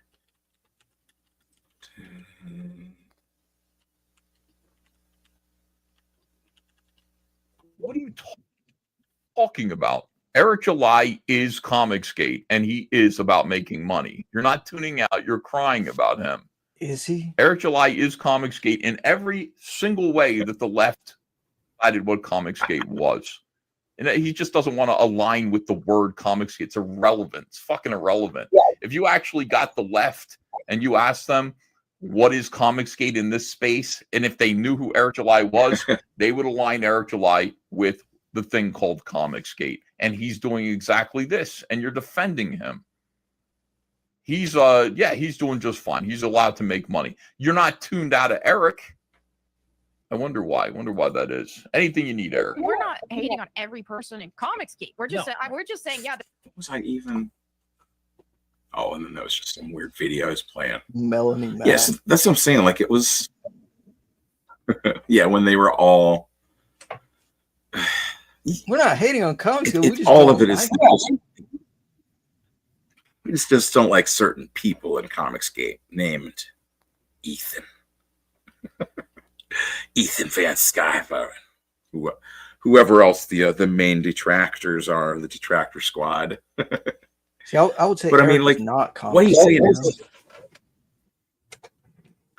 But I mean, what he's saying is true though. Like anyone that's going to be angry about, I get it from like that kind of perspective. Yeah. So that's why to me it's goofy. Like I don't agree with everything Eric July says. Obviously, he's got a lot of just dumb shit that he says, you know. But in theory, he serves a purpose in the larger culture war. If you want to look at it from like the left versus right, liberals, Democrat, you know what I mean? Like if you look at it from that, like he's kind of like a buffer zone. You know what I mean? Like for people that are like, they don't quite want to be all the way over on the right. You know, they don't want to abandon regular comics and start having to buy all they can read will be Cyberfrog. They can't go that far. But this Ripperverse guy, he's not with Ethan either. He's kind of a little bit separate from him, but he's also not okay. So that's what I'm saying. Like he's just kind of like a buffer zone. Yeah. Yeah. It's like he's also a creator. It serves in the sphere.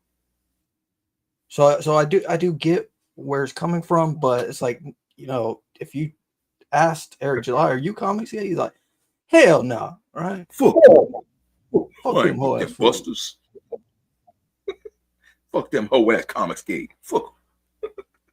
Yeah, exactly. Like that's bunch what of I'm saying. bitches.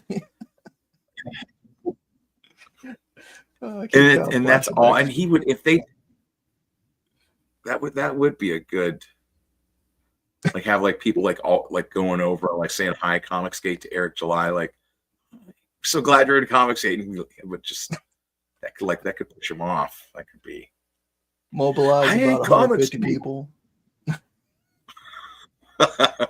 No, I don't think you're allowed to do that on YouTube, right? It's like you can't send people into other people's chats. I think that's what they call brigading.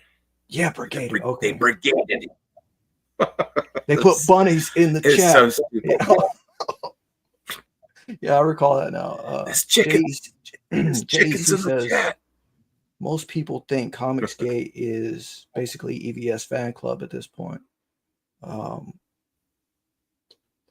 It's just Ethan has the biggest personality and the biggest channel seemingly, so I can see where people think that. But if you look up or ask AI or look on Wikipedia, because that's the source for AI, right? So primary source, right? But look up Comicsgate on Wikipedia. It's like Comicsgate is an alt-right movement. It's like it's an alt-right consumer movement or something like that. Like, stop calling people consumers.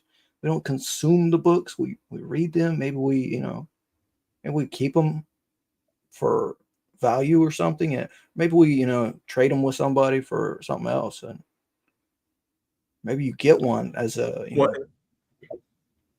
a hand-me-down. The thing too is like that was what they like people were saying with Ethan, that like he had not wanted it to be a right-wing group, right? Like he didn't want it to be like, okay, Comicsgate is just right-wing, because that sounds horrible. You know what I mean? Like, you want to read some comics from the Mormon Latter-day Church of St. Do you want to read some Republican comics?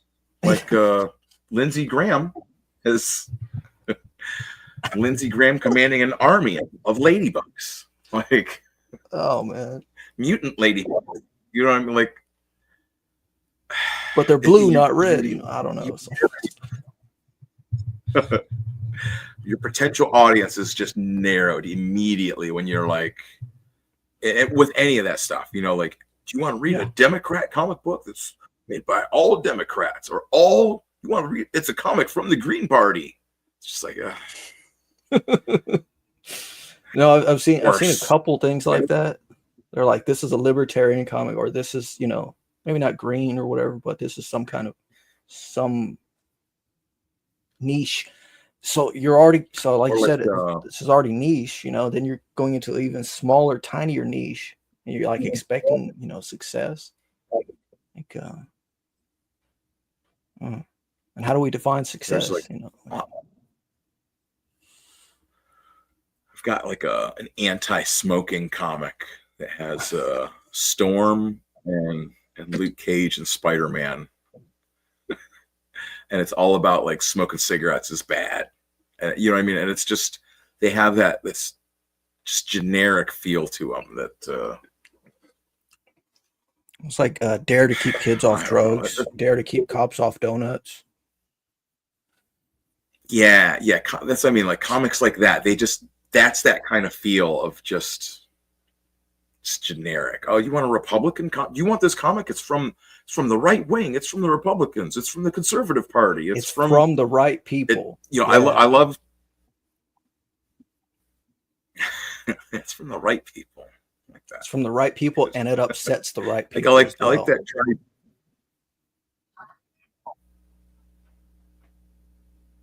It's like a double entendre. Or are you saying you like that Turning Point group? Yeah, right. Like Charlie Kirk and that Turning Point Action, Turning Point USA. They go to like college campuses and like they also have open debates. UK. All about. But if they were to be like, hey, we're gonna have a Turning Point, we're making a comic for Turning Point, like, no, stop. Like, you know what I mean? Like, it just when you have something that's just so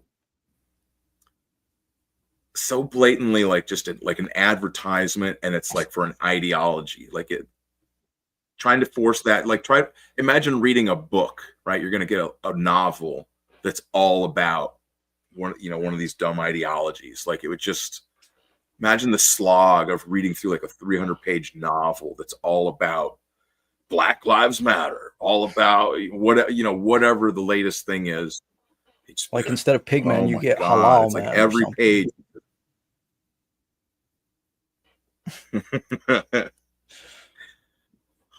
Kosher Man. How would you have to have a good halal, a good like rhyme or something, or a good like halal lad or something. Halal's the good one, right? Like haram is bad. Alal is it? Alal's the good I don't one. fucking know. Yeah.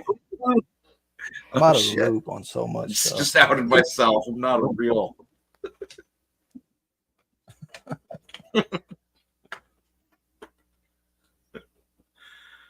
Yeah, it's. Oh, you got a beer? I don't got no beer. It's just weird. Got no beer. Yeah, I was trying to find something that would work, and I figured, like, since it was a horror comic and like a goth horror comic, I figured go with the classic PBR. What do you got, Troy? Oh, you got vodka. Troika. Sugarcane vodka. Sugarcane. I'll just have a bit. Some people take issue with my having a drink, you know. Some people, not many, maybe one, maybe two. God. Maybe two. Can't do no right. and then I'm kind of wondering, like, maybe the reason I had that second and third drink was because that guy was so fucking annoying. I don't know. I went into a backstage, right? Just like, okay, let's hash some stuff out. I was like, so you hate B.A. Turner? You know, just stuff like that. And I'm like, you hate B.A. and you hate Richard Embry and whatever else. I'm like, actually, you know, I like Embry. You know, he's got a good YouTube channel where he does good interviews. Not anything amazing. I don't have his books either, but you hate B.A. Turner. Why do you think I hate him? You know? I was like, well, you because did read his. Did yeah, read some of his you book criticized the first page. Like, not supposed to. Yeah, you can't criticize things. It's just saying I couldn't finish it. You know, it's just like it's 600 some pages. Problem that well, that's the problem people had with Eric July, right? Is that he couldn't accept, he couldn't take any criticism. Ooh, and if you can't, and that's actually kind of weird because, like, if someone's mad that you're, I don't even for like different reasons. Like that wasn't even like a criticism. Yeah. It was, that's what I'm saying. Like when you were like going over like his book, like it was. Yeah, with BA's book, it was me being very anal about like specific word choices and being like, yeah, this kind of stands out to me, Right. and that's me being like from a writer's lens. Like I'm not a published writer. I don't know. Maybe some of the crap that I sold got published at some point, like not attributed to me, but right to somebody. Good for them, you know. Well, no, I mean, you have to. I was saying this the other day. Like people can tell when like someone is just fake, doing just like fake, fake like reviews or fake. You know, if you're just fluffing somebody up, like, oh man, this is just the best comic ever. Like this Blood Ruth, it's the most amazing thing I've seen. Just look at that. It's so amazing. It's just beautiful. Look at that. I mean, the colors on this are just, you know, they're so dynamic. Look at the way like that. More whoosh. So many sound effects. The sound effects are just out of this world. Whoosh. And just the colors. I just love these colors. They're so bright. Oh yeah. Hold on, Dave. I just realized I could do that thing with the double page split while looking at both books. So you could hold up both books next to each other. Were you not here when I did put them together? Oh no. Yeah, well, that's what I'm saying. That's what I did. Yeah. You relate to the show, obviously. Hate to put you on Front Street like that. We did this earlier. And that's going to be even worse because it's going to be me trying to figure out how to hold both of them. I think I can do it. Well, yeah, you had them laid flat better before. like this. Oh, okay. Oh, here. Yeah, go full. put it on so low.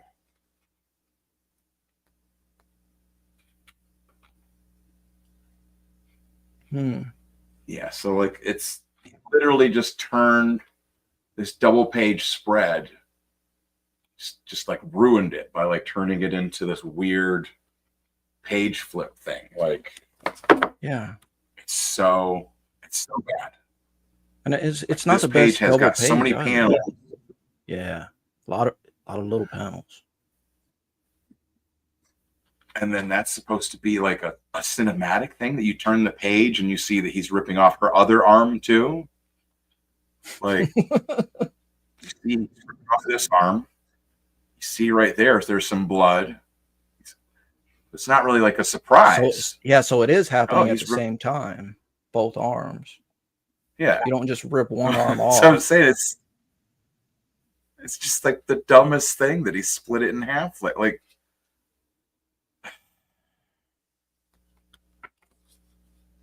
and that the fucking art editor was like, yeah, that's good.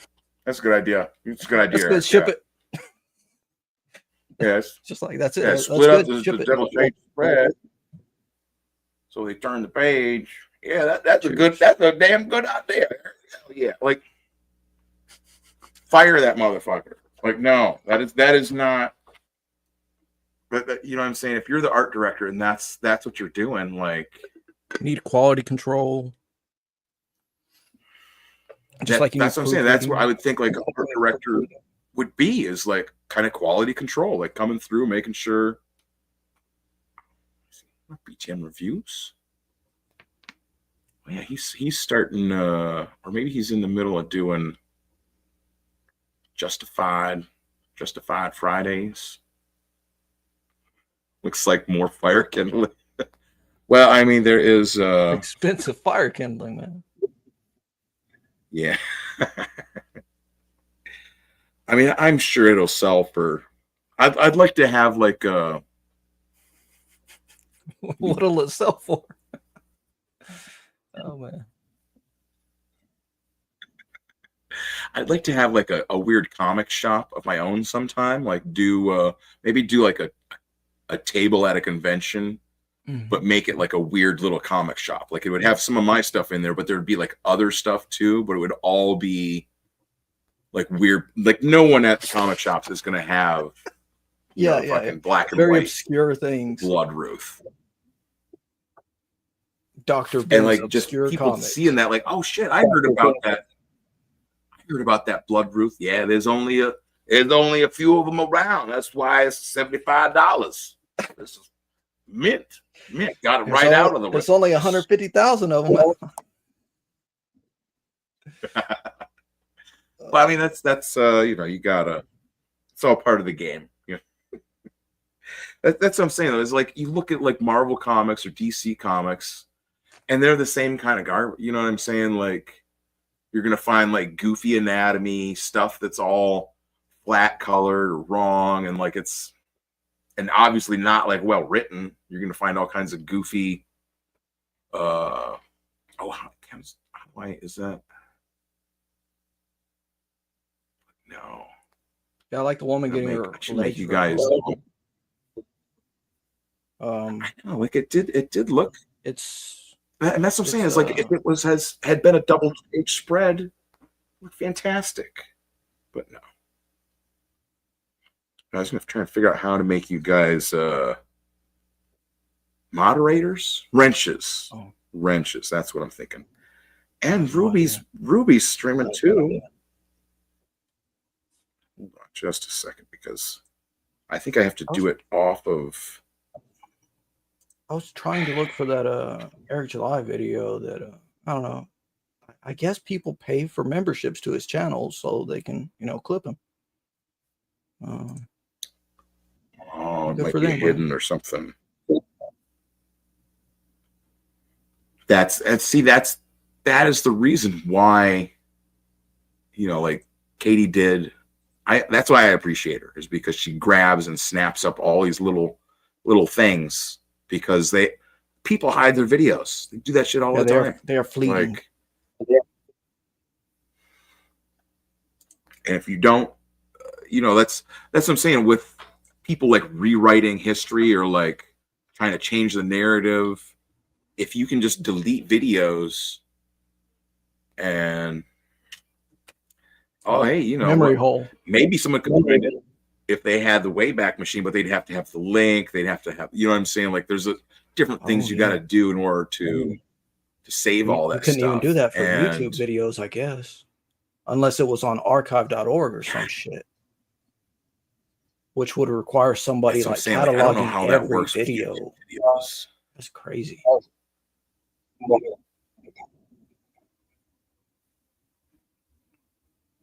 That's what I'm saying. It's a monumental task. So that's what I'm saying. Like whatever. You need a whole legion of retards. Whatever gripes I can have about it. Yeah, Katie is she's doing good work. Whatever gripes I might have, pale in comparison to the service and the putting herself out there. I don't want. Do you want to sit and watch Ripperverse videos to find like the clips of them saying like "gotcha" moment? Hell, I don't want to do that. Like, I got better things to do. I want to sit there and watch that. That's what I'm saying. Like someone to sit and do that for other people's benefit and enjoyment. Like I can, that's I respect. Like I said, like I don't want to sit and watch that. I barely want to read half the comics I get. Like I buy comics usually just to like look at the art. You know what I mean? Like unless it's like some kind of really good story, I'm not going to sit and like read like every page and every, because I like to go to there's like a warehouse of comics down near Pittsburgh, and you can get, actually there's a couple shops down that way where you can get like a long box for like sometimes $50, sometimes $100, and you just fill it with whatever, like as many comics as you can fit into into the long box. That's what I'm saying. I can get about 350, almost 400 comics into. You've got to. It's best if you take them out of the bags. That gives you a little bit of extra space. Boards, if there's boards in the comic, just go and take them out and put them in the back in the bins. And stagger them. You have to put them like one with the staple this way, one with the staple the other way. That way they lay in there right. You have to like stack it on its end. Pinching on thrift store comics. Penny pinching. Well, I mean, it makes it like I figured out one time the comics like came out to like I got like 400 or something, 400 or 500, and it came out to like 30 cents a piece for the comics because like damn, I'd gotten so many of like the super cheap ones, and then like I got some more that were like $1 each or like 50 cents each or something, but putting them all totaled together, it's just, and like I said, it's just comics to get for like art reference or like, I might have, if I go to a comic convention, sometimes they take a box of just random comics to sell. Just it's good to have like something there for people that like maybe don't want your comics but do want just comics. You know what I mean? Like then people also like to just look through stuff too. Like finger through a whole long box and just pick this up and look at it and be like, see what's up. Okay, can I open this bag and look at it? I can imagine, and then you make a little bit of money.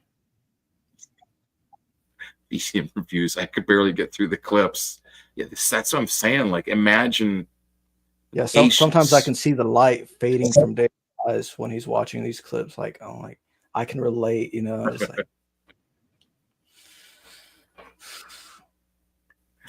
And then he'll be like, "Why are we watching this?" You're like, Katie, this clip is 16 minutes long or something. Can you cut it down to 6? Something. It's too much. Yeah, that's what I mean. It takes a like I said, like just unearthly patience to be able to just. So that's what I'm saying. Like I can't knock her. Katie did. She's putting in the work, taking, putting in, watching them video, being able to take moments of humor and comedy gold. Take it like a woman, like a right? 3 hour, 4 hour. Imagine a 4 hour stream of Eric July and with Geeks and Game. That's one of them things I'm talking about. Is like, no, they're gone. I could not. And that's why I don't understand, because there's lots of people that all watch that stuff. Cheers.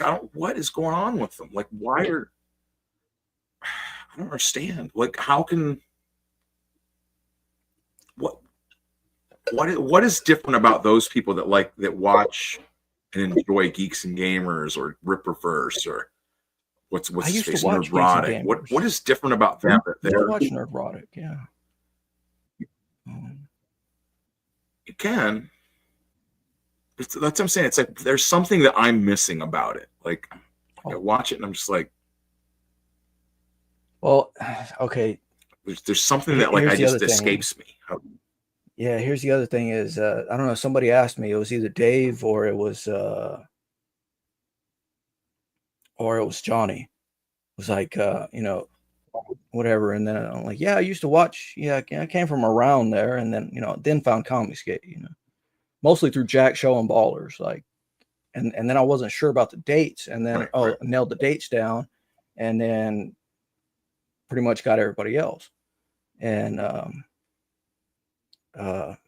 yeah, exactly. Like Omni says, I used to watch them, then I got sick of them. So, but when I was watching them, I was on some opiates, man. I was like sitting with a laptop playing Skyrim while I had a phone beside me, and you play through Skyrim, so many playthroughs, or Fallout 4, whatever, so many playthroughs. You already know what's going to happen. You've already heard the ambient, soundtrack. You've already heard the same same characters scream the same things 1,000 times as you kill them, right? So you just have on, something that's like, oh, it's current culture, right? I was like, well, is it culture? It's just watching a movie. Culture is talking about, all these Marvel movies. Is that culture? Like, that's not a culture I want to be a part of, really. I don't know, take me out of here. Give me what is it like? Star Trek, man. It's like, get me out of here, Jim. Get us out of here. Beat me up. Yeah. Here's Scotty. Yeah.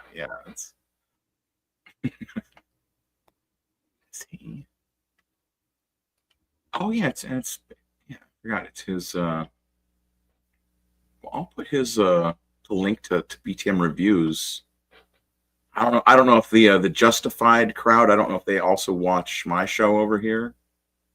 I mean, I don't really have a consistent show, obviously, but yeah, I didn't get a notification. If they're fans of Justified, now I have a notification. I guess I didn't hear the ding. I realized I couldn't hear the ding from notifications on iPhone, YouTube, right? I don't know what the hell, for like 3 years or something. I don't think I can never figure out, like, my thing will like ding for some stuff, but not others. I think there's something on YouTube that I don't know. But also, like, I if I had the notifications, I think I would go like crazier. Like, I would just I would like set notifications and then forget about them. It would just be always going off. Like,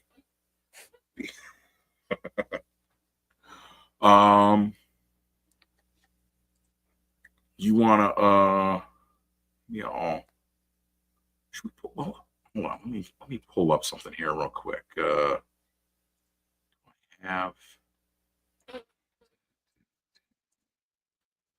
don't even know if I have anything on here. Oh yeah, that starts in another hour. Oh, Central Time. Yeah, Central. I'm so dumb. Yeah, Dave's in Chicago, I believe. He must be going over there to start. No, okay.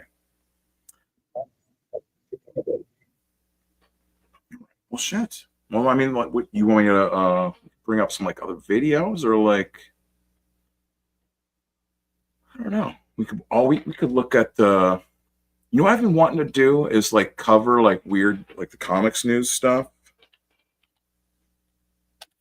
Like I think we did that. I have this. Were you here the day we were going over stuff from? Yeah. What are you saying? Going over stuff from what? There was a day I had done. It was what was it? We were looking up that lady with the piss score thing, right? She was on like the Comics Journal or Fantagraphics site. I can't remember if it was you or. I know I was definitely looking it up. I can't. And we were like, I know I was there. I know I was definitely there, but Well, that's better than being like, I don't know if I was there. Don't know if I was there. I dream I was there. But they have like kind of like news every week, or like this week's new links, right? And it's always they're definitely like leftists and stuff, you know. Zero like comment. Pretty hardcore for all. Yeah, they don't. Oh, bluesky.social. That's a they share a lot of stuff from people on Blue Sky, and but that's what I'm saying. They'll have almost like more academic stuff. Submissions for the Center for Cartoon Studies Cartoonist Studio Prize closed today with prizes of $1,000 available for the winners of the long form and short form categories. The CSS programming of summer classes and workshops is open for signups now. Like Cartoonist Center for Cartoon Studies is like, I think it's in Vermont, right? And it's like different like indie cartoonists are there, and it's like I don't think it's like an accredited school, but it's like an art school for comics. But it's all, again, you know, like it's all dominated by just the leftist academia style and all their thoughts and everything, all their ideologies. That's what the Republicans need, or the conservatives, or the right wing, whatever you want to call it. But like they generally don't like artists, or like they don't acknowledge like the influence that artists have, and so we end up like the only like big right wing are, you know, it's like a handful compare the number of right wing like celebrities, whether it's movies or TV, to like left wing movies. It's like this. You've heard the smart right wing Hollywood people, you know, celebrities, whatever. They keep their views to themselves because it's like James Woods. It's like they're not going to get any more work after they, you know, come out against whatever. But as I understand it, most artists seem to be left leaning, and maybe that's also the similar thing, right? Like the right ones don't want to say, the right side, the right wing doesn't want to say, I'm right wing, because then they'll be completely ousted, canceled, whatever it be, and forced to come to something like Comicsgate, which is currently entrenched and needs a deep enema. You need a cooperative, a cartoonist cooperative to come and give Comicsgate a proper enema. Strap Comicsgate down, get the co-op involved, just get the hose, force it in there. Yeah, force that in there. And a couple gallons, and then oh fuck. The belly of Comicsgate is exploding. Or this, like San Diego Comic Con. All, you know, think of like with the Comic Cons, lots of them have, you know, problem. You know, they won't that was the whole thing with Chicago, right? Chicago C2E2 Oh yeah. canceled Ethan and Shane and John Malin's After table. they had They all bought paid. Well, I think they did it under had, like, Shane, huge area. under 9 Lives Comics, right? And then they had, one big ass table or booth, whatever, right? Or like a double booth or something. It was like they had got like a end cap, like they had gotten like a huge space. Like it wasn't just like a little like tiny spot, like. And see, from the start, I knew they were going to do it because there was that in the air, like, we don't know if we'll be allowed to be there, but we're going to try to. And it's like, that's not confident enough for me, but the covers look great, guys, but I already have the books. So. Right on. But you know what I mean? We don't have anything like this over on our side, where they're covering whatever's happening. They're covering conventions. They're covering, if there are people that giving do grants awards or to something. dead people? Yes. San Diego Comic-Con has announced this year's class of inductees to the Will Eisner Comic Awards Hall of Fame. This year, including 12 deceased comics pioneers and 9 living persons, selected by a judging panel which comprises all these guys: William Foster, Michael T. Gilbert. Yes, okay, a whole bunch of people. Eisner voters will be able to elect 6 more inductees. What?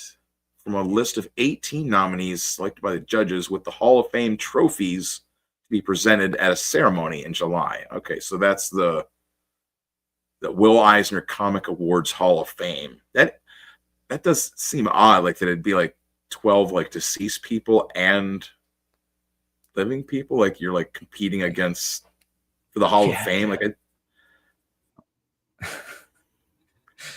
I secede my spot to the dead man. It's like, I want to honor the dead. Or like you beat out all the dead people. Like, I beat all of them. They're all dead. You're just like, they didn't put up a fight. They weren't campaigning.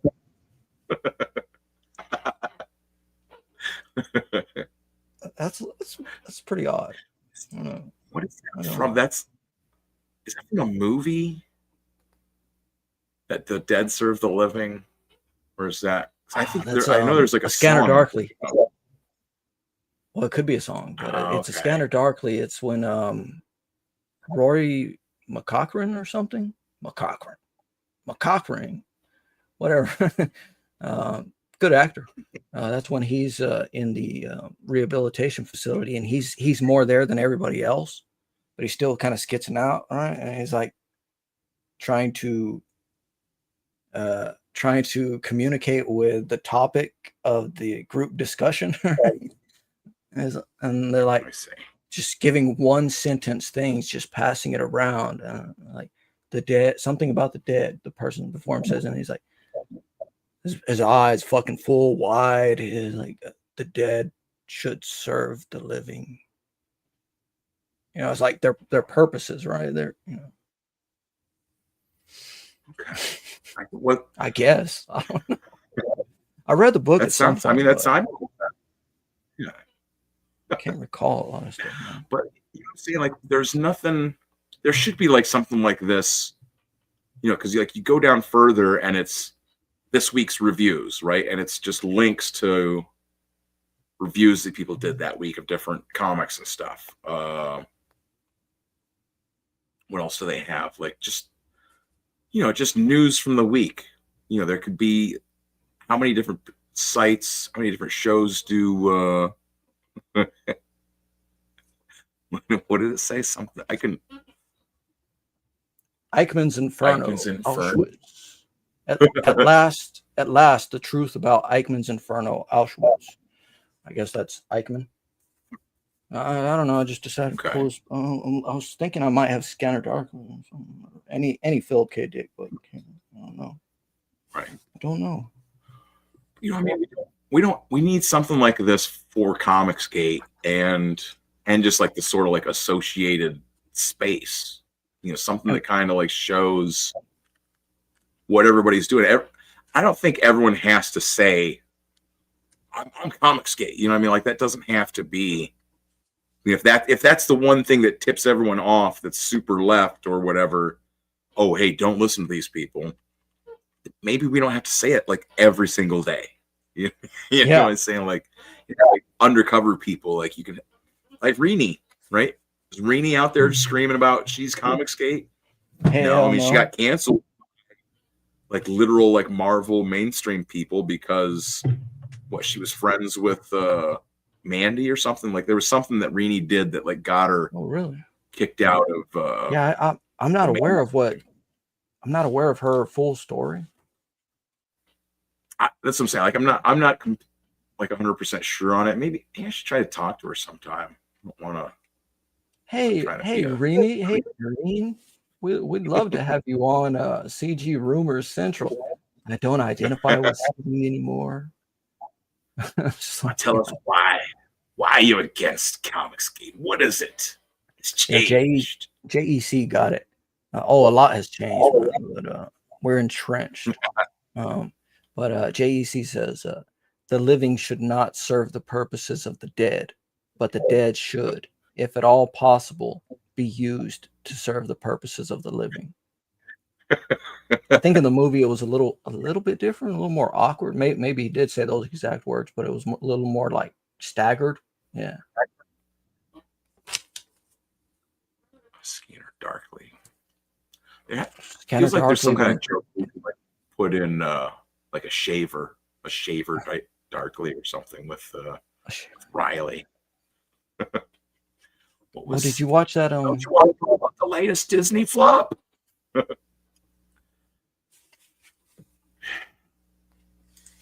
Oh wow, you got it right off of the. Excellent. Yeah, I mean, like, how many different you're subscribed to Shane's channel, right? Yeah. So you see, like, he's always has videos up like every day, like talking about news items, talking about the little things, yeah. And like that's what I'm saying is there figure out like some way to like collect that or collate it, put it so it's. I'm gonna make your thing big for a second. No, you can make my thing big at any time, but no, don't. No, I'm just flipping through this little ancient, kind of currently ancient astronomy book. I don't know, I have some books here. I need to straighten out this bookshelf. Yeah, a certain person got really pissed off at me when I got my chair wheel entangled in these cords right behind me, and I was drinking, right? And I guess I probably bumped the mic, but also bumped the stereo, my telepathic stereo from like 25 years ago or so. Bumped it and like knocked the headphones off of it up here, right? And it's like, you're drunk. I'm like, okay, conversation's over. I'm leaving. Right. Not like I was going to continue the chat, but if you're just saying I hate people because I hate B.A. Turner because I'm being anal about his word choices in like one chapter of his book. Yeah, you can only say good things. You don't have nothing nice to say, don't say nothing at all. Shit, honestly. No, see, it's one of these things where okay, I told you I did go over Grok with this stuff. Oh yeah. I'm not going to pull up the whole thing. I'll just pull up. For sure. Let me see. Share screen. Window. Grok.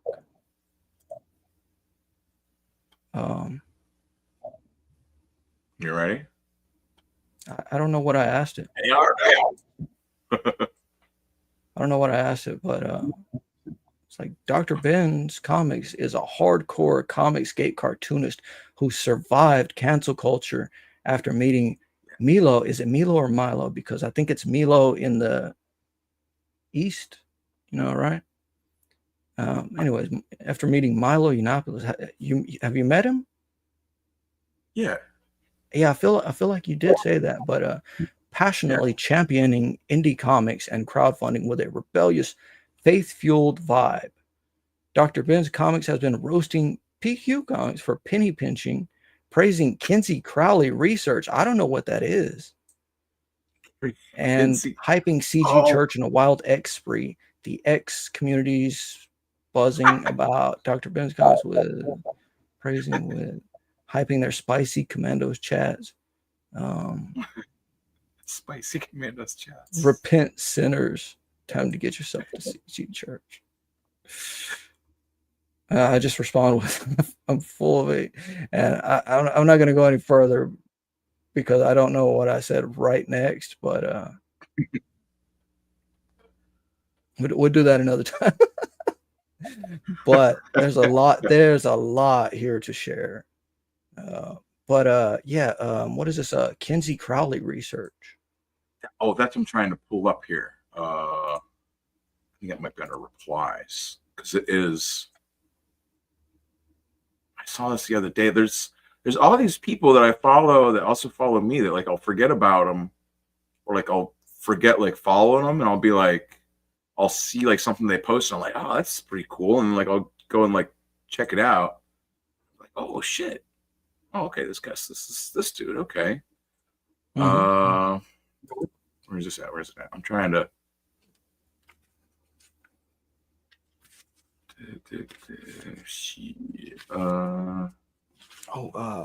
Let me go run and grab this book from the front of the house. Yeah.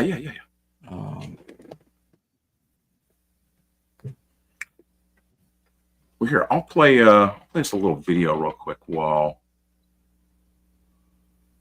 we wait. I want to do this for just a second. So if you feel like if you got to dance for a second, you got to stretch your legs. In Springfield, they're eating the dogs. They're eating the cats. They're eating the pets of the people that live there. They're eating the dogs. They're eating the cats. They're eating the pets of the people that live there.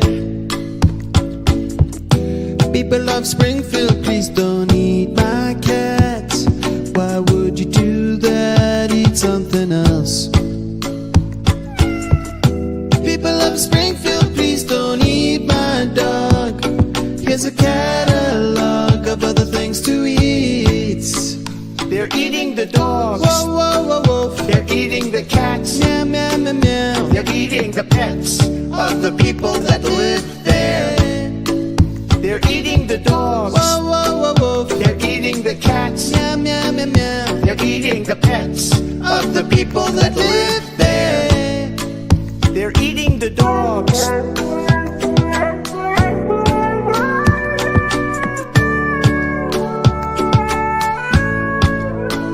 They're eating the cats.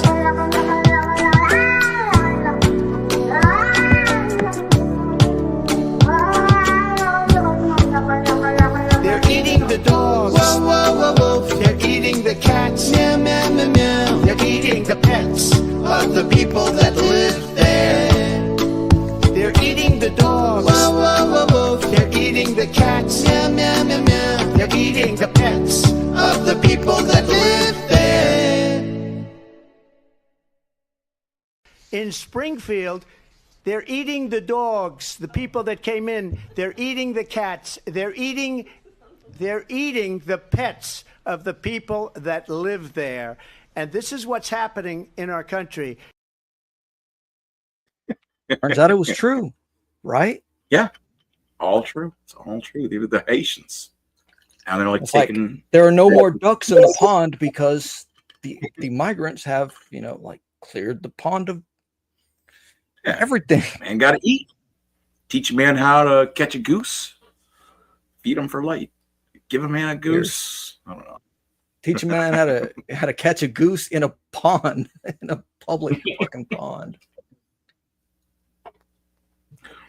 So this First this you way buy of the bread life- at the store, then you throw the bread, then the goose come, then you grab the goose, then you snap his neck, then you take it home and cook it on the barbecue. Don't have to break it off all the way. Just snap it, throw it over the shoulder. So this is Alfred Kinsey and Kenneth Anger. Alfred Kinsey is the guy who wrote it was like a big report about sex and human sexuality. It's one of the things that they base I'm aware of Kinsey. Yeah, so that's him. Kenneth Anger is a filmmaker, like a Hollywood filmmaker and sort of like historian, who's also reportedly a Satanist or something or other. I'm not really as sure on like Kenneth Anger's stuff. Like I read one of his books. It was like a history of Hollywood.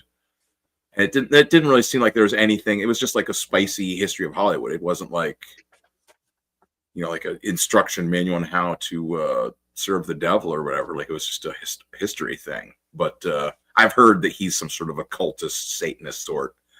And there's this whole thread of them.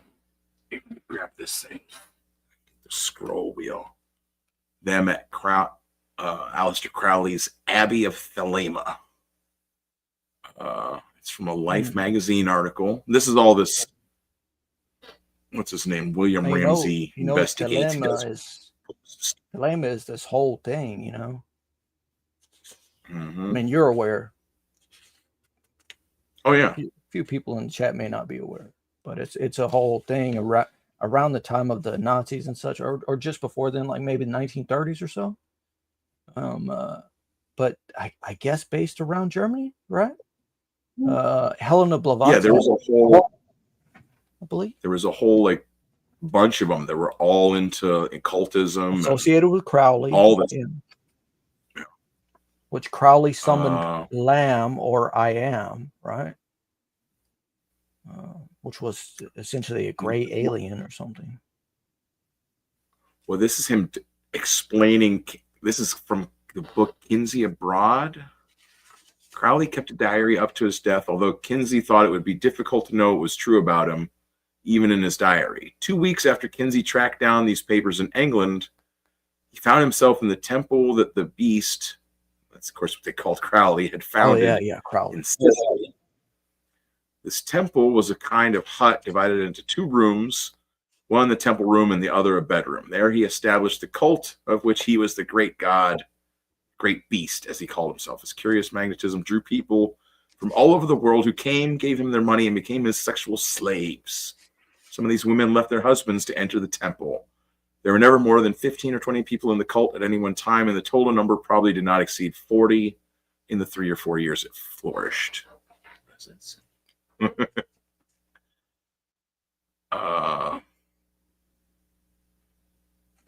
There's still these things in the middle of this book, like little, send away, right? Nice. Literature request envelope. To request the free literature that is offered with this booklet, something about if you would like to know more about the worldwide Church of God, to bring God to your Satanist Keynesian Crowley. That's what Kinsey needed. Yeah, here he is with the child. He was. He said a lot of weird stuff about children, didn't he? Yeah, that's. He did Kinsey. Studies. Right. Yeah. That's right. Studies. The infamous Kinsey infant sexual abuse chart. These data on the sexual activities of younger males provide an important substantiation of the Freudian view of sexuality as a component that is present in the human animal from earliest infancy. Human animal. Yeah. The lauded Kinsey Institute sexually abused scores of children, as shown in this chart. 1 year, 4-year-old child was abused 26 times over 24 hours. This is they jerked off the kid, right? Yeah, so this is the chart of like typical cases are shown in table 34. The maximum observed was 26 acts in 24 hours, and the report indicates that still more might have been possible in the same period of time. About a third of these boys remain in a state after the first act, proceed directly to a second contact. There is another third that stays in state but experiences some. So they're like explaining. They've their chart, their table here that you can, examples of multiple acts in pre-adolescent males, age from 5 months. 5 months. Holy shit. So 3. Oh, okay. This is 2 tables. Okay. So this is one table, 5 to up to 10 years. And this is 11 to 14. Yeah. So time involved. They're not sure for the 5-month-old. 11. They had a couple 11-month-olds, 38 minutes and 9 minutes. Like this is like a reputed science textbook. Like this is the basis of probably half the bullshit they're taught. You know what I mean? Like, and this was a part of the Keynesian studies. How many times could we jack off an infant in a 24-hour period? How long? How many times? That's what it was, right? Yeah. Like, yeah. What does it say? The good part? What? Fantasy these games, data. unquestionable spirit world, enlightenment or hidden dangers. Kind of a little pamphlet type book. Yeah, I need to sort out a whole bunch of stuff. Yeah, I was on Johnny's show on Monday, and I grabbed some books off the shelf, and then they all fell over, or not all of them, but like half of them. Right. I'm like, fuck, half my Comixgate books fell over, and then somebody flipped out on me. Yeah. Huh. It says, I'm like, bro, I don't have time for your stuff. I have a whole pile of books right next to my boot. I don't want to, I don't want to step on them. I don't have time for your stuff. I have a whole pile of books next to my boot. So I'm gonna do my thing. That's gay. I'm like, what? That's you telling me something is gay? Aleister Crowley is gay. Oh god. Yeah, so that's some. Oh, look who's right there, down in the bottom. Everybody's favorite comic book writer, Mr. Alan Moore. Yeah. Well, is Timothy it Leary? Oh, it is. Yeah, this one. Can you see my mouse cursor? Yeah, I can see your mouse cursor. Yeah. Yeah, that's Alan Cursor. Moore. Cursor. And That's putting cursors up. Cursor. Yeah, so this is this William Ramsey. Like he writes about this stuff. I guess I might as well pull his book up since I'm like promoting his shit all here. I hadn't really intended to, but in the book Children of the Beast, author William Ramsey traces the influences of great beast Aleister Crowley upon the culture and history of the 20th century and the new millennium. Based upon the vast examination of diverse sources, Ramsey exposes how varied individuals such as Adolf Hitler, Ian Fleming. Oh, what? Ian Fleming, Arthur C. Clarke, H.R. Geiger, David Bowie. Connected to and influenced by Aleister Crowley, the prophet of the New Age. Packed with original research and continuing unique insights into the lives of famous personalities, Children of the Beast grasp the immense impact of Aleister Crowley upon modern history. So, like, I don't think he's this William Ramsey fella. He's not like a pro William Crowley. You know what I'm saying? Like he's he's against this stuff. Because he's showing the links between Crowley and the people that are into all that stuff, and all the global death cults, all the evil shit that comes from. He's not like all these people that are into Aleister Crowley. Turns out, stand-up guys. They're all hell of a folks. Leave your kids with them. 100% safe. They will. Yeah, right. He's exposing the dangers. So. So I'm saying, like, it seems it's an 11-month-old, and we did this, 11 times in 10 minutes, or whatever. This guy. Can we see a child, man? We need to do some experiments to find out. This is the finger I used. I mean, really. Yes, we'll go directly. Oh my God, that's what I'm saying. Like, they say that like, you know, like society has like devolved and gotten so like degenerate. And it's like, no, this is pretty fucking degenerate. Like you did a whole study about like jerking off kids. Like that's degenerate. While you're in a suit with a bow tie, similar I might add to the bow tie. I revoke the, I renounce the Kinsey. This is the Holy Bible. I revoke the Blood Ruth and thy demons. You can't even like read the text. It says Holy Bible. Barely. Okay. Wow, demons from the Saskas out. Yeah. You have no You ever power. read Chuck Palahniuk? I've read some of like Choke, I think is what I read from him. Yeah, I was gonna watch that movie soon. Great writer. Is there a movie version of it? Yeah, it's on Amazon for free on Prime. Really? I didn't have Prime for the longest time, you know. I almost cooked him like dinner back when I was in like college or whatever. Like I got to meet him because like my girlfriend was in the honors department, and they got Chuck Palahniuk to come to the honors department and do a little life and morals of Jesus of Nazareth. Thomas Jefferson. Wow. Who knew? It takes out all the biblical type stuff and everything, but just goes into the morals, you know. Fine. Right. Bought it for my mother, but she didn't read it. I mean, it's a pretty thin book. I like it. It looks neat. I like thinner books, like novellas or like oh yeah, bigger than pamphlets. But, you know, I'm not a big Thoughts and Meditations, Khalil Gibran. The Prophet. Oh yeah. When you said LeBron, I remember what the silver-plated turd. Oh, I forgot there's oh man.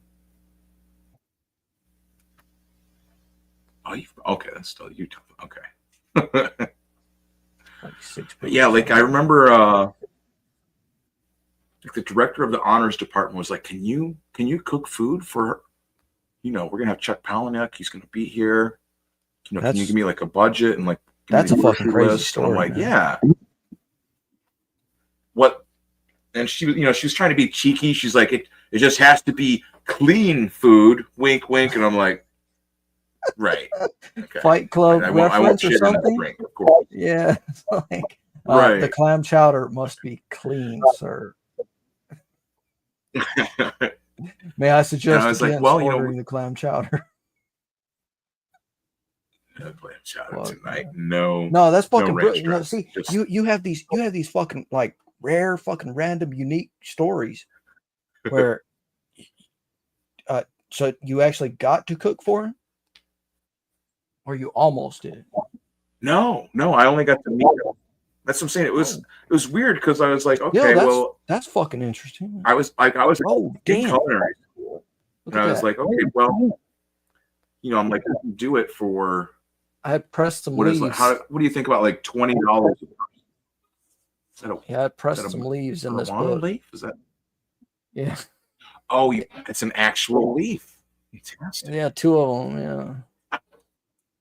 This is another If you Khalil could Gibran. have like dinner with a famous author, would you Yeah, think that's- $20 a person would be too much? Hell no. Especially if you're buying stuff.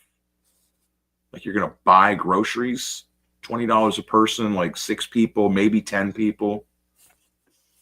I don't even think it was 10. I think it was like 8. What So maybe year that's are you talking about? Yeah, it's like 2001? mid 2000. Oh, Yeah, okay. it's 2000. So I mean, that wasn't like crazy That's or not anything. expensive $20 still for at all. dinner. Oh. Yeah. See, And who like else has that fucking kind of this story? is like the director of the honors department.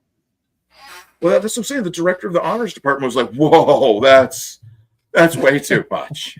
I'm like, What? What? You're like, you work at a university.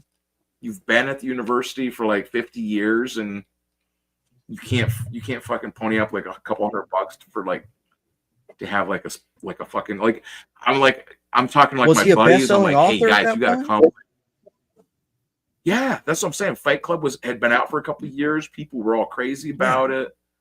You know, that's what I'm saying. Like, I did get to meet him and like talk to him for a bit, and like, you know, that was neat. Definitely, I think he signed my copy of the Fight Club movie. Oh, It's like, I don't read nice. that many books, but I watched your movie. I don't read books, I just make them. But I watched your movie and it was pretty good. Here's your food, sir. Good movie. I like it. What is this? Yeah, Afterward. there's definitely I can't a read. period. Afterward. Nora Zeal like- Hurston. A Negro way of saying. I don't know. I'm just sorting some stuff out. Andrew Bronca, who told John Malin he would punch him through Wait a the second, is screen that- if he could. Is that the same guy? Yeah. Yeah. If you just paid for shipping and handling, he sent the book. That's a thick book. Yeah. Nice.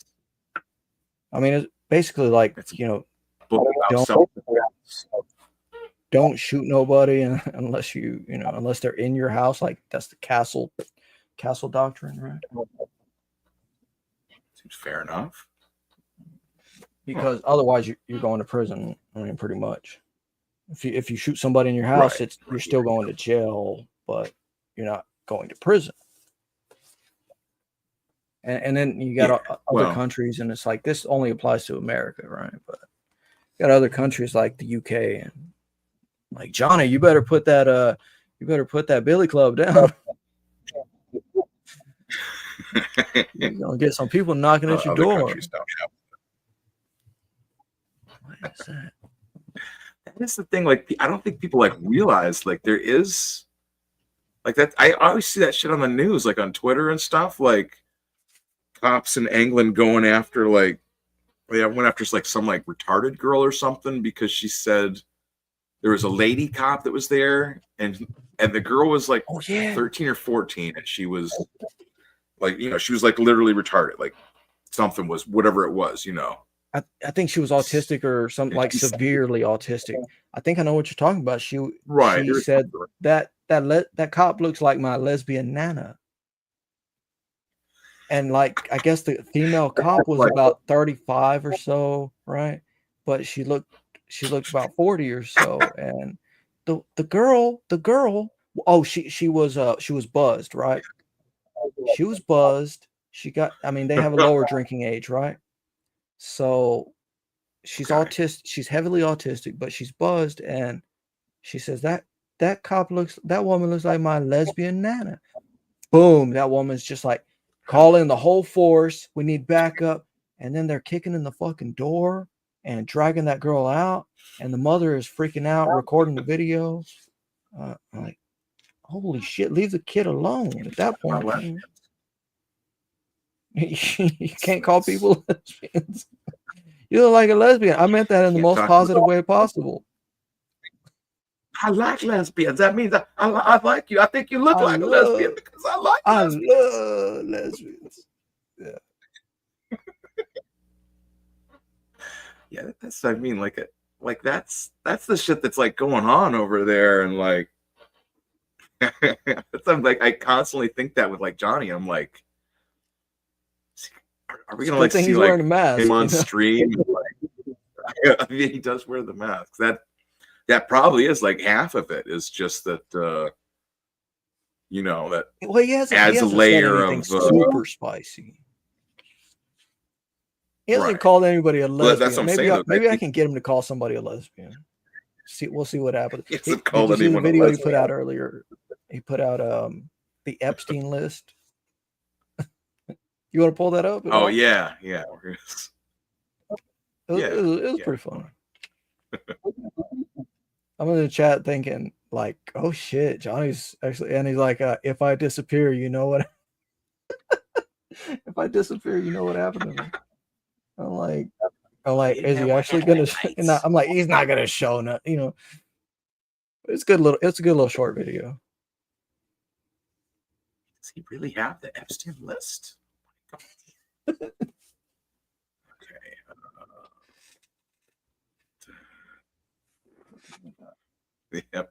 The Epstein files, quiet list. I'll take another shot for this. Viewers may find the following disturbing. Viewer discretion is advised. What? I couldn't hear what you said. I said I'll take another shot for this. Because I was there, and then I'm like, I gotta go to work in a minute. You know.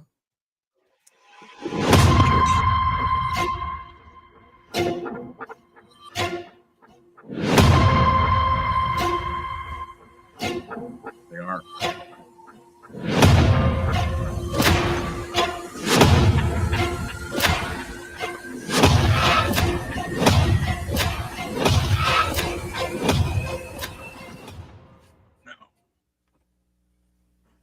Ladies and gentlemen, I'm about to show you a compiled list of the Epstein clients.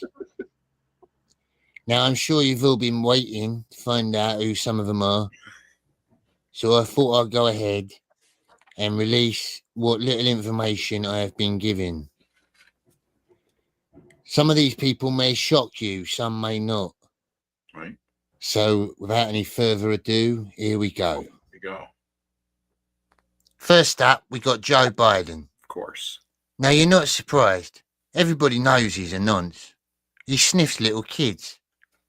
And rumour has it, he's got a trench coat made of human hair, taken from toddlers, and partially donated by Harry Sisson.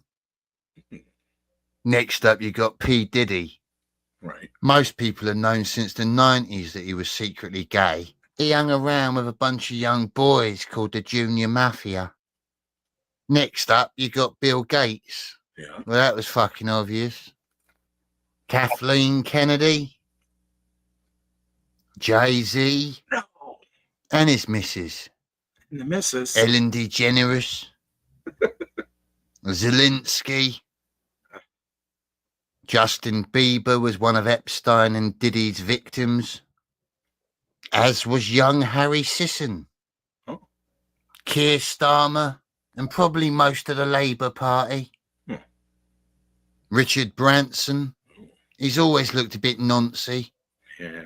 Tony Blair, blatantly. Justin Blackface Party Trick Trudeau. Stephen King, the man that morphed into an elderly lesbian. Uh-oh. Kamala Harris. Just called Stephen King a lesbian. So this might be the last video we ever even see from Johnny. So. Elderly lesbian. Elderly lesbian. He did. Stephen King did vastly change his appearance. Oh yeah, he's Ugh. One of them. And of it's course, not like Robert us. De Niro. Hillary Pizzagate Clinton. Even Oprah Winfrey. Oprah Winfrey. George Soros. Barack Obama. Klaus Schwab. Greta Bloody Thunberg. Even Rob Reiner. Oh. Eric July. What? Rumoured to be funded by Epstein. Matthew Beverly Barr.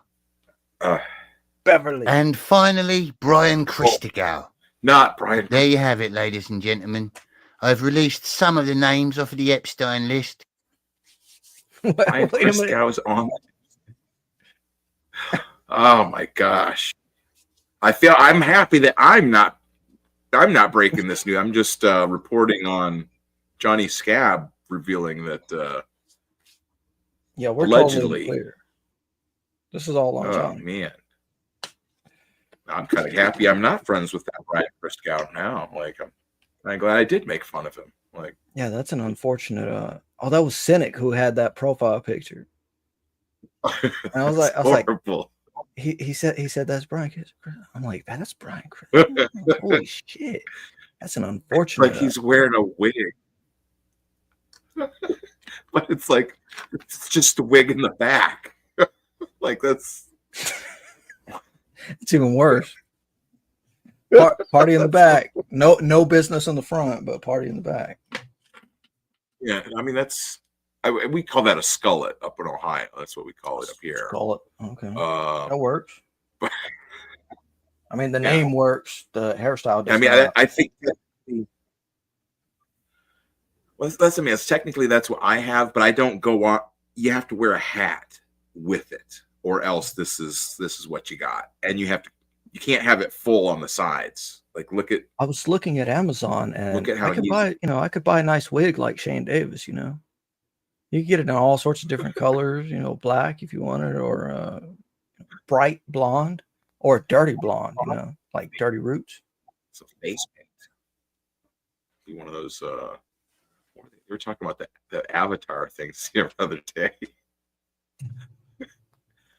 But see, he didn't trim the sides. See what I'm saying? The sides are all long. Really long. In order to be a mullet. That's not if you show up to work at the office like this, get the fuck out of here, you hippie. You have to be wearing a skull cap or something, right? Exactly. You can't. It's in the back. That's what I'm saying. It's like the front and the sides look like a business haircut, and then the back is where the party's at. That's where it's blowing long, and Man, I'm shocked though about Christgau. That's. Ugh. Well, I hope it wasn't too shocking for you. Yeah, it's very shocking. Thank you for tuning in. Extra shocking. Right. Entertainment purposes.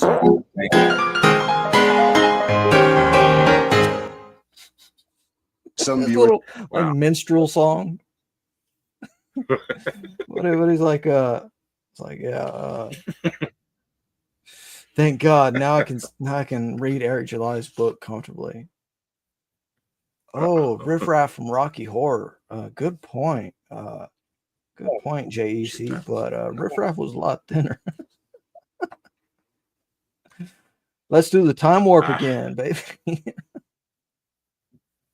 JEC has found one of the giveaways in Johnny's skit, though. Greta wasn't a thing while Epstein was doing his thing. Well, wait. I'll have to check the data on that. Check the dates. Get some charts, but go with a maybe. See, man, I was ready for my commando stuff. It's like, see, emergency care book. This is like so fucking thick, and then this other one, standard first aid. Just very fucking standard. It's like just in case anybody tries to self-delete or anything, I'll be there. I'll be there. Well, in the book, if someone was on the stream, you'd be able to talk them through it. There you go, the red badge of courage. It's like, well, you survived, so I'm gonna mail this to you, right? Something, right? That's another book I never finished. Now it's all. Well, see that's what I'm saying. Have you watched Apocalypse Now? Yes. Oh, did you get to the part where you watched Now Apocalypse? He meets Colonel. It's a whole other movie. What? Hold a show. No, what were you saying?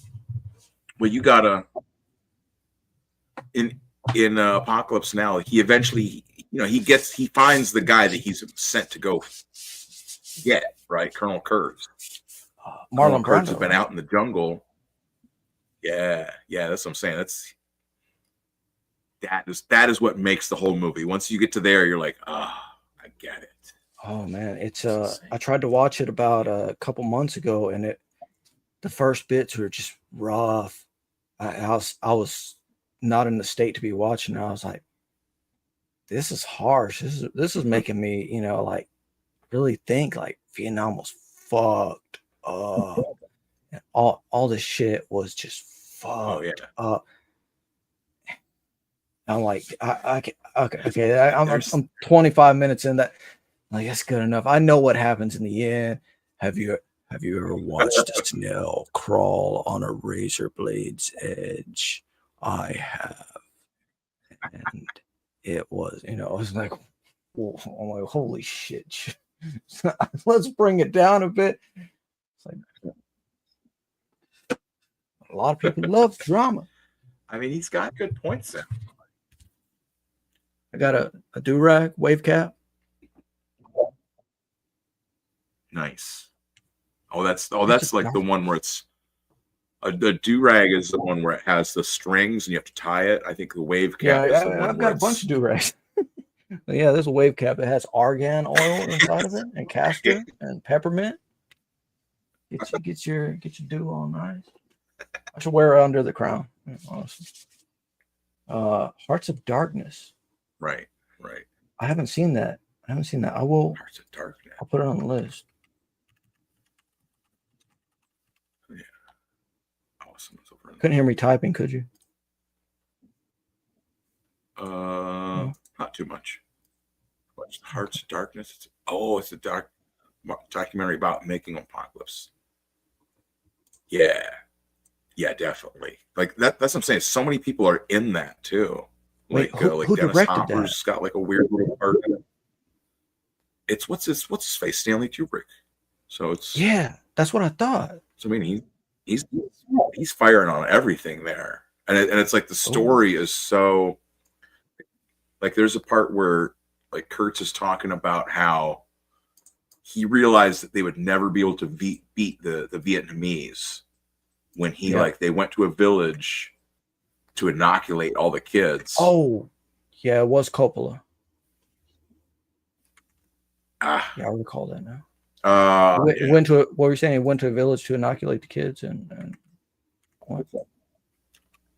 And then like as they're leaving, he sees that like they had like every kid that was inoculated, they had chopped the arm off that was inoculated, and they had a pile of all the little arms, and that was, that was just, we're not accepting anything.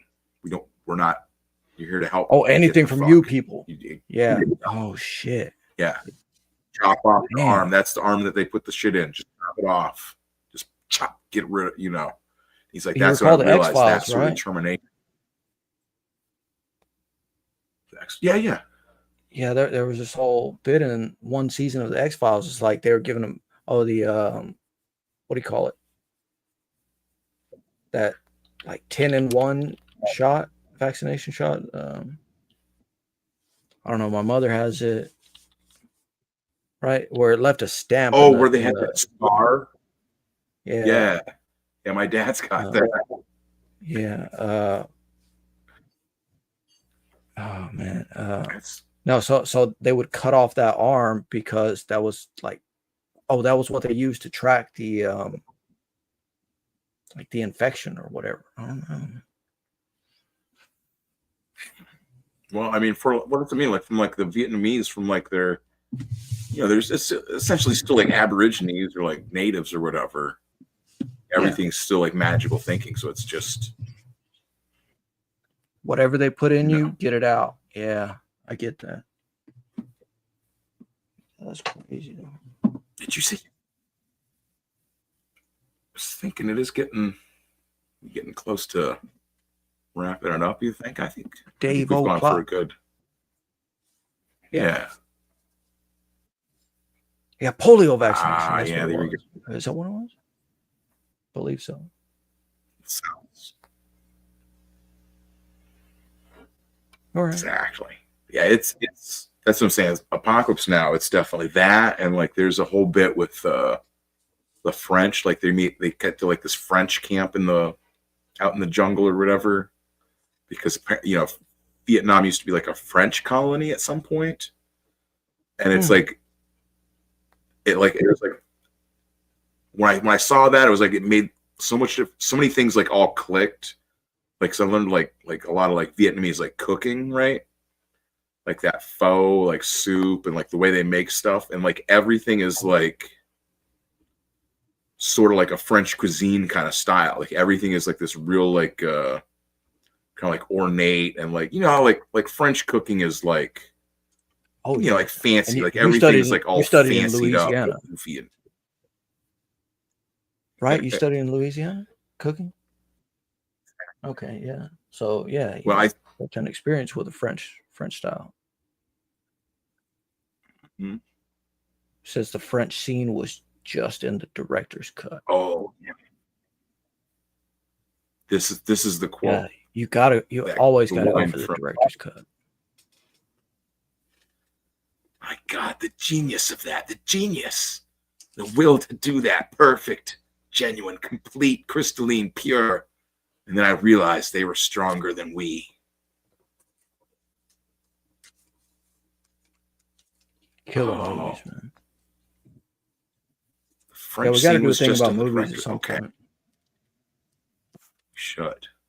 That's the thing too with Dave's thing. He always just does stuff over on Rumble or whatever. They just watch Saturday, movies yeah. over there. But what I'm saying is they just watch them like right on the. Just put the movie on the stream and like That's what I everyone was just fucking hangs trying out. to tell. That's what I was trying to fucking tell a certain punk little kid, man. I'm trying to tell him, like, you just paid $400 for StreamYard Premium. You can stream to Rumble too. I can start a channel on there if you want, and then I'll just copy paste and stuff. I'll be there every I will commit myself to being there every Wednesday. It's like, no. And I'm like, and then you can do like BTM does. No, it turns out he fucking hates BTM. And then part of it is you going on there as well. And I'm like, I was trying to get you to stream with BTM because he's like a big Soundgarden fan. Is he? I'm like, holy shit. I'm like, you passive aggressive little. When I like, if somebody all the see, way that's the into thing. full. People will behave a different way online that they will not behave in public. Like if they behave that way in public, is he, tilting in and shit. You're like, get the fuck away from me. Pop, just right across the fucking face. Just like, who the fuck you think you are? Yeah, quit tripping. Ugh. I saw exactly that same sort of behavior. I know exactly. Yeah. You saw it right before I did, but I think it was about a certain king, certain lifestyle. No, it was about a certain king. You see them film the French scene, then there's a voiceover of Coppola calling it trash. I'll watch Heart of Dark. I got a link to it if you wanted to. Oh, right on. Yeah, just send me the. Well, yeah. Well, I'll go ahead and play us out. Yeah. Play us a little song out, and then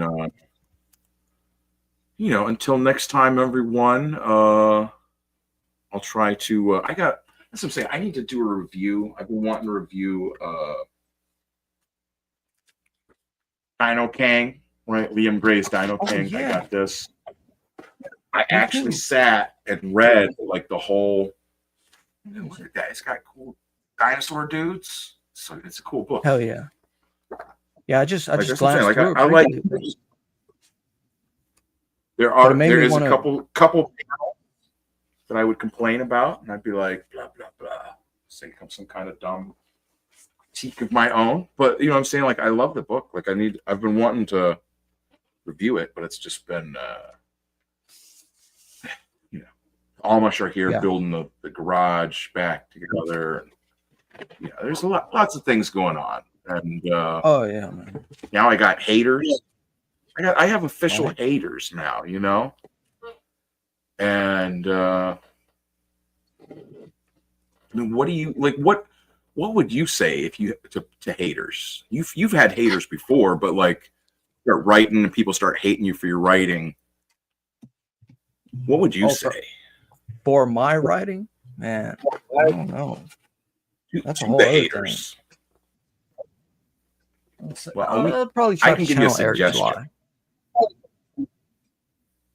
suggestion. That's kind of where I'm going, because this is for the haters I get. You know, I just throw out the Pull up.